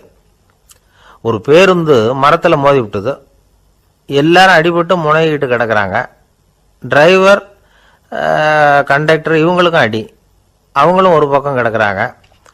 ஒரு மூலையில் கிடக்கிற ஒருத்தன் மெதுவாக முக்கி முனகி கண்டக்டர்னு சத்தம் போடுறான். கண்டக்டர் மெதுவாக நகர்ந்து அவங்ககிட்ட போய் என்னன்னு விசாரிக்கிறார். அவன் ரொம்ப சிரமப்பட்டு வாயை திறந்து ஒரு 15 காசு சில்லற பாக்கி அப்படின்னானான். ஒரு கடற்கரை ஓரம், அங்கே ஒரு சின்ன கிராமம். அந்த கிராமத்தில் ஒரு சின்ன பள்ளிக்கூடம். கடற்கரை ஓரத்தில் உள்ள ஒரு விடுதியில் ஓய்வுக்காக ஒருத்தர் வந்து தங்கியிருக்கிறார். பள்ளிக்கூடத்தில் ஏதோ விழா நடக்கிறது மாதிரி தெரிஞ்சுது. உடனே அவர் அந்த பக்கமாக வந்தார். இங்கே என்ன நடக்குதுன்னு விசாரித்தார். பள்ளி ஆண்டு விழா நடக்குதுன்னாங்க. உடனே போனார். கண்காட்சி ஒன்று வச்சுருந்தாங்க. உள்ளே போய் பார்த்தார். பள்ளிக்கூடத்தில் படிக்கிற மாணவர்களே சொந்தமாக தயார் பண்ண பொருள்களை காட்சிக்கு வச்சிருக்கிறாங்க. அந்த ஊர் மக்கள்லாம் அதை கூட்டம் கூட்டமாக போய் பார்த்துக்கிட்டு இருக்கிறாங்க. இவரும் ஆர்வமாக அதையெல்லாம் பார்த்துக்கிட்டே போகிறார். ஒரு இடத்துல ஒரு சின்ன ரயில் செஞ்சு வச்சுருந்தாங்க, மாணவர்களே தயார் பண்ணது. மின்சாரத்தால் அது ஓடுறது மாதிரி பண்ணி வச்சுருந்தாங்க. அதில் ஒரு சின்ன பொத்தான் இருக்கும். அது அமுக்குனா ரயில் ஓடும், சுற்றி சுற்றி வரும். மாணவர்கள் எதிரில் நின்று அதுக்கு விளக்கம் கொடுத்துக்கிட்டு இருக்கிறாங்க. இவர் அதை கவனிச்சார். ரயில் ஓடுறத பார்த்தார். அங்கே நின்றுக்கிட்டு இருந்த மாணவர்கள்கிட்ட விளையாட்டாக கேட்டார், ஏன்பா இந்த ரயில் எதனால் ஓடுது அப்படின்னு கேட்டார். இவர் சக்தியினால் ஓடுது அப்படின்னாங்க மாணவர்கள். அது என்ன சக்தின்னு கேட்டார். அதுக்கு பேர் மின்சாரம் அப்படின்னாங்க. சரி, நீங்கள் மின்சாரத்தை பார்த்துருக்குறீங்களா அப்படின்னார். நாங்கள் பார்த்தது இல்லைங்க, ஆனால் இதை செய்யறதுக்கு எங்களுக்கு உதவி பண்ண ஆசிரியர் ஒரு பட்டதாரி, ஒரு காலம் அவர் பார்த்துருக்கலாம் அப்படின்னாங்க. அவர் எங்கே இருக்காருன்னு கேட்டார். இதோ அழைச்சிட்டு வர்றோம்னு ஓடினாங்க. அவர் அழைச்சிட்டு வந்தாங்க. அவர்கிட்ட ஒரு பெரியவர் கேட்டார், மின்சாரத்தை நீங்கள் பார்த்துருக்குறீங்களா அப்படின்னு. மின்சாரத்தை பார்க்குறதாவது நான் பார்த்ததே இல்லை. நான் பார்த்தது அது செயல்படுற விதத்தை தான். அது விளக்கை எரிய வைக்குது, ரயிலை ஓட வைக்குது, இது மாதிரி எத்தனையோ எந்திரங்களை செயல்பட வைக்குது. ஆனால் உண்மையிலேயே அது என்னன்னு எனக்கு தெரியாது. ஒருவேளை இந்த பள்ளிக்கூடத்து தலைமை ஆசிரியருக்கு தெரிஞ்சிருக்கலாம், ஏன்னா அவர் ஒரு மேல்நிலை பட்டதாரி அப்படின்னாராம் அவர். சரின்னு போய் தலைமை ஆசிரியரை கூப்பிட்டுக்கிட்டு வந்தாங்க. அவர்கிட்டையும் இதே கேள்வி கேட்டாராம் அவர். மன்னிக்கணும், இந்த கேள்வி இதுவரைக்கும் யாரும் என்கிட்ட கேட்டதில்லை. சக்தியை யாரும் பார்க்க முடியாது, ஆனால் அது செயல்படும் விதத்தை தான் பார்க்க முடியும் அப்படின்னாராம் அவர். இப்போ இதுவரைக்கும் கேட்டுக்கிட்டு இருந்த பெரியவர் சிரிச்சார். சிரிச்சுட்டு சொன்னாராம், சரி அதுக்காக ஒன்றும் கவலைப்படாதீங்க, என்னுடைய பெயர் தாமஸ் ஆல்வா எடிசன் அப்படின்னாராம். இதை கேட்டதும் அங்கே இருந்தவங்களுக்கெல்லாம் அதிர்ச்சி, ஆச்சரியம். என்னது, நீங்கள் தானா எடிசன்? நீங்கள் எவ்வளவு மின்சார கருவிகளை உண்டாக்கி இருக்கிறீங்க, நீங்களா இந்த கேள்வியை கேட்டது அப்படின்னாங்களாம். ஆமாம், நான் தான் கேட்குறேன், ஏன்னா நானே மின்சாரத்தை பார்த்தது கிடையாது அப்படின்னாராம் அவர். அன்புங்கிறது இப்படிப்பட்டது தாங்கிறார் ஓஷோ. அன்புங்கிறது நம்ம உடற்கூறு அமைப்பில் இல்லை, அது நம்ம உடம்புல உள்ள சுத்த சக்தியின் வெளிப்பாடு. அதை உணரத்தான் முடியுமே தவிர பார்க்க முடியாது. அன்பே உன்னை நான் என் இருதயத்தில் வச்சிருக்கிறேன் அப்படின்னு எல்லாம் சொல்லுவான். இதெல்லாம் சும்மா. இது டாக்டர்கள் சொல்ற இருதயம் கிடையாது. அது ரத்தத்தை தள்ளுகிற ஒரு கருவி, அவ்வளவுதான். ஞானிகள் சொல்லுகிற இதயம் வேற, அது கண்ணுக்கு புலப்படாத ஒரு சக்தி. என்னுடைய இதயம் ரொம்ப விசாலமானது சார் அப்படின்னார் ஒருத்தர். அப்படிங்களான்னு ரொம்ப மரியாதையா, ஆமாங்க டாக்டர் அப்படிதான் சொல்றார், கொஞ்சம் வீங்கி போய் பெருசா இருக்குதான் அப்படின்னார். இப்பெல்லாம் நம்ம ஊர்ல மாமியார் மருமகள் ஒருத்தர் நல்லா புரிஞ்சுக்கிட்டு நல்ல விதமா தான் இருக்கிறாங்க பல இடத்துல. அதனால நான் இப்ப சொல்ல போற கதையை கேட்டுவிட்டு இந்த காலத்துல அவ்வளவு மோசமா யாரு சார் நடந்துக்கிறாங்க அப்படின்னு கேட்டு யாரும் சண்டைக்கு வரக்கூடாது. இன்னொரு உண்மையையும் சொல்லிவிடுறேன். அதாவது இந்த கதையை நமக்கு எழுதி அனுப்பி இருக்கிறதே கொஞ்ச நாள்ல மருமகளாகவும் அதுக்கப்புறம் கொஞ்ச காலத்துல மாமியாராகவும் ஆக போற ஒரு நேயர் தான். சரி, இந்த கதைக்கு வருவோம். அதாவது ஒரு சின்ன குடும்பம், அந்த வீட்டில் மாமியார் ஆட்சி, அவங்க வச்சதுதான் சட்டம். பிள்ளையாண்டான் எப்படின்னா அம்மா சொல்றதையும் கேட்டுக்குவான், மனைவி சொல்றதையும் கேட்டுக்குவான், நமக்கு என்னத்துக்கு வம்புங்கிற டைப்பு. மருமகள் பேரில் குறை கண்டுபிடிக்கிறதுலேயே அந்த மாமியாருக்கு ஒரு சுவாரஸ்யம். சின்ன சின்ன விஷயத்துல எல்லாம் குத்தம் கண்டுபிடிச்சிக்கிட்டே இருக்கிறாங்க. பொதுவாக எல்லாரும் எப்படின்னா ஏதாவது ஒரு காரணத்துக்காக சண்டை போட்டுக்கிட்டு இருப்பாங்க. அந்த அம்மா எப்படின்னா ஏதாவது ஒரு சண்டையை போடுறதுக்காக காரணத்தை தேடிக்கிட்டு இருப்பாங்க. அப்படி ஒரு மனசு. அந்த மருமக பொண்ணு பாவம் பயந்து பயந்து ஒவ்வொரு காரியமும் செஞ்சுக்கிட்டு வந்தது. இப்படியே பல வருஷம் ஓடி போட்டுது. அந்த மாமியாருக்கும் ரொம்ப வயசாயிட்டுது. இருந்தாலும் அந்த பழைய சுபாவம் மட்டும் மாறவே இல்லை. திடீர்னு ஒரு நாள் பக்கவாதம் வந்து அந்த அம்மாவுக்கு ஒரு பக்கம் கை கால் இழுத்துக்கிட்டுது. வாய் சுத்தமாக பேச முடியாமல் போயிட்டுது. சத்தம் மட்டும் வரும். ஒரு பக்கத்து கை காலை அசைக்க முடியும். பேசுறதெல்லாம் கையால் தான், அதாவது கை சைகையால். இப்படிப்பட்ட நிலைமையில கூட அந்த பொண்ணு தண்ணியோ பாலோ இவங்க எதிரில் கொண்டாந்து வச்சா அதை வேணும்னே தட்டி விட்டுட்டு ஒம்பு வளர்க்கறது. அதுக்கப்புறம் அந்த பொண்ணு தரையை சுத்தப்படுத்தும்ல, அதை பார்த்து ரசிக்கிறது. இருந்தாலும் அந்த பொண்ணு இதையெல்லாம் பெருசுப்படுத்தாம ரொம்ப பொறுமையாக தான் இருந்தது. ஒரு நாள் வீட்டில் வச்சிருந்த பாலை பூனை குடிச்சிட்டு போயிட்டுது. வயசான காலத்தில் இந்த அம்மா பால் இல்லாமல் கஷ்டப்படுவாங்களே அப்படின்னு நினச்சி பக்கத்து வீட்டில் போய் கொஞ்சம் பால் வாங்கிட்டு காய்ச்சி மாமியார் முன்னாடி கொண்டாந்து வச்சுது அந்த பொண்ணு. வழக்கம் போல் அந்த அம்மா பாலை தட்டி விட்டுட்டாங்க. இதை அந்த மருமக பொண்ணு கவனிச்சுட்டுது.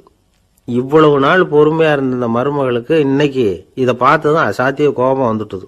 கதவுக்கு பக்கத்தில் சாத்தி வச்சிருந்த உலக்கையை எடுத்து மாமியார் தலையில் போட, அது குறி தவறி கழுத்தில் பட, அந்த அம்மா கழுத்தை பிடிச்சிக்கிட்டு ஊன்னு கத்த, இந்த பொண்ணு ஒன்றும் அலட்டிக்காம உலக்கையை எடுத்து மறுபடியும் கதவு பக்கம் சாத்தி வச்சுட்டு அது பாட்டுக்கு நடந்து போயிட்டுது.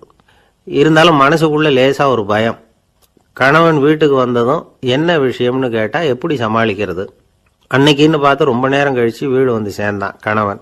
உடனே அந்த அம்மா புகார் பண்ண ஆரம்பிச்சுட்டுது. பேச்சு தான் வராத, அதனால ஒரு பக்கத்து கையால் சைகை காட்டுது. கதவுக்கு பக்கத்தில் இருந்த உலக்க பக்கமாக கையை நீட்டி காட்டி அப்படியே அந்த கையை தன் கழுத்துக்கு பின்பக்கமாக சுற்றி காட்டி நாக்கை வெளியில நீட்டி நடந்த விஷயத்த புரிய வைக்கிறதுக்கு முயற்சி பண்ணுது. இவனுக்கு ஒன்றும் புரியல. என்ன சொல்றாங்க அம்மா அப்படின்னு மனைவி கிட்ட கேட்கறான்.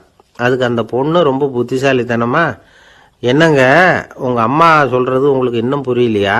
அவங்க உங்களை பார்த்து என்ன சொல்றாங்கன்னா, ஏண்டா உலக்க மாதிரி நிக்கிற, சாக போற எனக்கு சங்கிலி எதுக்கு, என் கழுத்துல கிடக்கிற இந்த சங்கிலியை கழட்டி என் மருமக கழுத்துல போடுறா அப்படின்னு சொல்றாங்க அப்படின்னு தான். ஓ அப்படியா விஷயம்னு சொல்லி அம்மா கழுத்துல இருந்த சங்கிலியை எடுத்து மனைவி கழுத்துல போட்டுட்டு, அம்மா உன் விருப்பப்படியே போட்டாச்சு, இனிமேலாவது நிம்மதியா படுத்து தூங்கு அப்படின்னு சொல்லிவிட்டு உள்ள போயிட்டான்.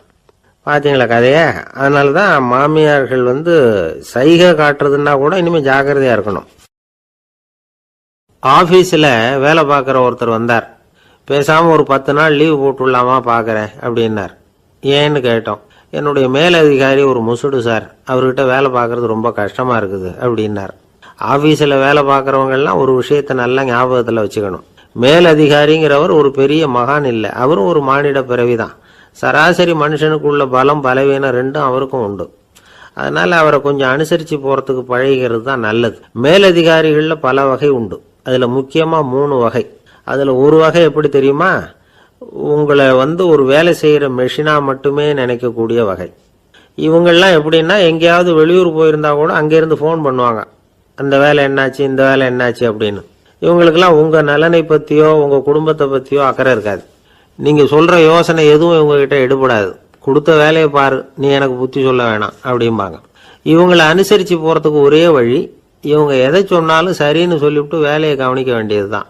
இவங்க கிட்ட வேற எந்த கேள்வியும் கேட்டுக்கிட்டு இருக்கக்கூடாது. ஆமா சாமி போடுறது கௌரவ குறைச்சல் இல்லை, அது ஒரு அலுவலக சௌகரியம், அவ்வளவுதான். இன்னொரு வகையான மேலதிகாரிகள் எப்படி தெரியுமா? இவங்கெல்லாம் ஆபீஸ் வேலையை பத்தி அதிகமா கவலைப்பட்டுக்கிட்டு இருக்க மாட்டாங்க. தங்களுடைய சொந்த இமேஜ் பாதிக்கப்படக்கூடாதுங்கிறதுலயே கவனமா இருப்பாங்க. இவங்கெல்லாம் அடிக்கடி உங்க நலனை விசாரிப்பாங்க. அதே மாதிரி நீங்களும் அவரை விசாரிக்கணும்னு எதிர்பார்ப்பாங்க. இந்த ரக அதிகாரிகளுக்கெல்லாம் புது வருட வாழ்த்து அனுப்பலாம், பிறந்த நாள் வாழ்த்து அனுப்பலாம். அவருக்கு எங்கேயாவது ஒரு பாராட்டு விழா நடந்தா முதல் வரிசையில போய் உட்காந்து உங்க முகத்தை காட்டலாம். ஆபீஸ் வேலையை மட்டுமே பார்க்கிற பணியாளர்கள் இது மாதிரி அதிகாரிகள் கிட்ட நல்ல பேர் வாங்க முடியாது. இன்னொரு வகையான மேலதிகாரிகள் உண்டு. அவங்க எப்படின்னா, ஆபீஸ் வேலையை பத்தியும் கவலைப்பட மாட்டாங்க, தனக்கு கீழே வேலை பார்க்கறவங்கள பத்தியும் கவலைப்பட மாட்டாங்க. எக்காரணம் கொண்டும் தன்னுடைய பொசிஷனுக்கு ஆபத்து வந்துடக்கூடாதுன்னே நினைக்கக்கூடியவங்க இவங்க. இவங்களால கடுமையான வேலை செய்யவும் முடியாது, தீர்மானிக்கவும் முடியாது. எந்த முடிவையும் எடுக்காம அப்படியே தள்ளி போட்டுக்கிட்டே போடுவாங்க எல்லாத்தையும். இதனால என்ன ஆகும்னா, இவருக்கு கீழே வேலை பார்க்குற உங்களுக்கு பொறுப்பு அதிகமாயிடும். இவங்க கிட்ட போய் பிரச்சனையை மட்டும் சொல்லி பிரயோஜனம் இல்லை, அதுக்கான முடிவுகளை நீங்களே சொல்லணும். அப்பதான் இது மாதிரி அதிகாரிகள் கிட்ட நல்ல பேர் வாங்கலாம். அட்லீஸ்ட் கெட்ட பேர் வாங்காமலாவது காலம் தள்ளலாம். ஆபீஸில் வேலை பார்க்குறவங்க முக்கியமா சில விஷயங்களை ஞாபகத்தில் வச்சுக்கணும். ஆபீஸில் நடக்கிற நல்லது கெட்டது எதுவாக இருந்தாலும் உடனடியாக மேலதிகாரி கிட்ட தெரிவிக்கிறது நல்லது. 3வது மனிதர் மூலமா அதை அவர் தெரிஞ்சுக்கிறது அவ்வளவு நல்லதில்லை. எந்த மேல் அதிகாரியுமே தான் இந்த சர்பாஸ் செய்யப்படுறத விரும்புறதில்லை. அதனால அவருக்கு தெரியாம மேலிடத்துக்கு மணி எழுதி போடக்கூடாது. அப்படி எழுதி போடுறவங்க சில பேர் இருக்கிறாங்க. நீங்களும் உங்க மேலதிகாரியும் தொழில் ரீதியா ஒரே படிப்பு படிச்சவரா இருக்கலாம். அப்படி இருந்ததுன்னா அட்ஜஸ்ட் பண்ணி போறது கொஞ்சம் கஷ்டம்தான். இதை மனசுல வச்சுக்கிட்டு நடந்துக்கணும். உங்களுக்கும் அவருக்கும் அபிப்பிராய பேதமா, அது அவருக்கும் உங்களுக்கும் உள்ள தனிப்பட்ட பிரச்சனை, அதை விளம்பரப்படுத்திட்டு இருக்க கூடாது. அது அவருடைய கோபத்தை கிளறும். உங்க மேலதிகாரி உங்க கூட படிச்சவரா இருக்கலாம், அதுக்காக அவர் எல்லாருக்கும் முன்னாடி அடைய கிச்சாமி எப்படிடா இருக்க அப்படின்லாம் கேட்டுக்கிட்டு இருக்கக்கூடாது. பொதுவாக யாரும் அதை விரும்புறதில்லை. இவ்வளவையும் உங்க மனசுல வச்சுக்கிட்டு கொஞ்சம் சாமர்த்தியமா நடந்துக்கிட்டீங்கன்னா ஆபீஸ் உங்களுக்கு அவஸ்தையா இருக்காது, ஆனந்தமா இருக்கும். ஒரு மேலதிகாரி தன்கிட்ட வேலை பார்க்குற ஒருத்தரை பத்தி ரொம்ப பெருமையா சொன்னாராம். எங்க ஆபீஸ்ல எவ்வளவோ பேர் வேலை பார்க்குறாங்க, எல்லாரும் தினமும் ஏதாவது பிரச்சனைகளை சொல்லிட்டு இருப்பாங்க. ஆனா இவர் ஒருத்தர் மட்டும்தான் இது வரைக்கும் என்கிட்ட எந்த பிரச்சனையும் சொன்னதே இல்லை. அவர் பாட்டுக்கு வருவார், வேலை பார்ப்பார், போயிடுவார் அப்படின்னாராம். நான் உடனே அவ்வளவு பெருமைக்குரிய அந்த ஊழியரை பார்த்து கேட்டேன், ஏன்பா உன்னுடைய மேலதிகாரிகிட்ட நீ எந்த பிரச்சனையும் கொண்டுகிட்டு போறதே இல்லையாமே அப்படின்னு கேட்டேன். அதுக்கு அவர் சொல்றாரு, ஆமாங்க, அது ஏன்னா அவரால் எந்த பிரச்சனையுமே தீர்க்க முடியாதுங்கிறது எனக்கு நல்லா தெரியும், அதனால அப்படி செய்யறேன், வேற ஒண்ணும் இல்லை அப்படின்னார் ரொம்ப பொறுமையா. ஒரு ஊர்ல ஒருத்தர் இருந்தான். ஒரு நாள் காலையில எழுந்திரிச்சான். ஒரு 10 ரூபாய் எடுத்து சட்டப்பையில வச்சுக்கிட்டான். கடை தெருவுக்கு புறப்பட்டான். காய்கறி வாங்குறதுக்காக அவன் போகிறான். காய்கறி சந்தைக்கு போய் சேர்ந்தான். கத்திரிக்காய் 4 கிலோ கொடுங்கன்னா கொடுத்தாங்க. காசு கொடுக்கறதுக்காக சட்டைப்பையில் கையை விட்டான். பணத்தை காணும். 10 ரூபாய் சட்டைப்பையில் வச்சுக்கிட்டு தான் வந்தான். அது இப்போ அங்கே இல்லை. வழியில் எங்கேயும் அது விழுந்துட்டு போல்ருக்கு. அல்லது யாராவது திருடர்கள் தெரியாமல் அதை எடுத்துக்கிட்டு போட்டாங்களா என்னன்னு தெரியல. எப்படியோ 10 ரூபாய் அவன் இழந்துட்டான். கையில் காசு இல்லை. அதனால் கத்திரிக்காயை திருப்பி கொடுத்துட்டு கவலையோட வீட்டுக்கு திரும்பி வந்தான். அதையே நினச்சிக்கிட்டு இருந்தான். அவனுக்கு துக்கம் அதிகமாக போச்சு. அழ ஆரம்பிச்சுட்டான். காய்கறிகள் வாங்கிட்டு வந்து ஆனந்தமாக சமைச்சு சாப்பிடலாம்னு நினச்சோம். அது முடியாமல் போச்சேங்கிற கவலை அவனுக்கு. அதனால் அதை மறக்கவே முடியல. இது நடந்து கொஞ்ச நாள் ஆச்சு. அதே மனுஷன் இன்னொரு நாள் அதே மாதிரி புறப்பட்டான். பணத்தை எடுத்து பையில் வச்சுக்கிட்டான். காய்கறி சந்தையை நோக்கி போய்கிட்டு இருக்கிறான். இப்போ வழியில் ஒரு ஏழை பையனை பார்த்தான். தம்பி எங்கே போகிற அப்படின்னு கேட்டான். ஐயா பள்ளிக்கூடத்துக்கு போய்கிட்டு இருக்கிறேன்னா அவன். சரி, அதுக்கே எவ்வளவு கவலையோடு போய்கிட்டு இருக்கிற அப்படின்னு விசாரித்தான் அவன். ஐயா நான் ரொம்ப ஏழை, வீட்டில் வசதி இல்லை, பரீட்சைக்கு பணம் கட்டணும், இன்னைக்கு கடைசி நாள், என்ன செய்யறதுன்னு தெரியலன்னா. இவன் பார்த்தான். தாங்கிட்ட இருக்கிற பணத்தை எடுத்து அந்த பையன்கிட்ட கொடுத்தான். இதை வச்சுக்கோ, உடனே பணத்தை கட்டு, நல்லா படி, பரீட்சை எழுது அப்படின்னு சொல்லிவிட்டு திரும்பி வந்துட்டான். வெறுங்கையோடு திரும்பி வந்தும் வீட்டில் கேட்குறாங்க எங்கே காய்கறின்னு வழக்கம் போல் கேட்டாங்க. இவன் நடந்ததை சொன்னான். இப்போ வீட்டில் இருந்தவங்க அவங்ககிட்ட ஒரு கேள்வி கேட்டாங்க. ஏங்க இதே மாதிரி முன்னாடி ஒரு தடவை காய்கறி வாங்க போய் வெறுங்கையோடு திரும்பி வந்தீங்க, இப்போவும் வெறுங்கையோடு தான் திரும்பி வந்திருக்கிறீங்க. ஆனால் முன்னாடி வந்தப்போ வருத்தமாக இருந்தீங்க, இப்போ உங்கள் முகத்தில் வருத்தம் தெரியலையே அப்படின்னு கேட்டிருக்கிறான். அதாவது வீட்டில் இருக்கிறவங்க கேட்டாங்களாம். இப்போ அந்த மனுஷன் யோசிக்க ஆரம்பிச்சானான். இந்த 2 நிகழ்வுகளுக்கு என்ன வித்தியாசம்? போன தடவை அவன் பணத்தை இழந்தான், இந்த தடவை அவன் பணத்தை இழந்திருக்கிறான். போன தடவை யாரோ திருடிட்டு போயிட்டாங்க, இந்த தடவை அவனாவே ஒரு பையன் பேரில் இறக்கப்பட்டு எடுத்து கொடுத்துருக்கிறான். அன்னைக்கு பணம் போயிட்டுதுன்னு வருத்தமாக இருந்தது, இன்னைக்கு பணம் போனாலும் மனசுக்கு மகிழ்ச்சியாக இருக்குது, நிறைவாக இருக்குது. கொஞ்சம் யோசிச்சு பாருங்க. பணத்தை இழந்தது மகிழ்ச்சிக்கோ வருத்தத்துக்கோ காரணமாக இருக்க முடியாது. அப்படின்னா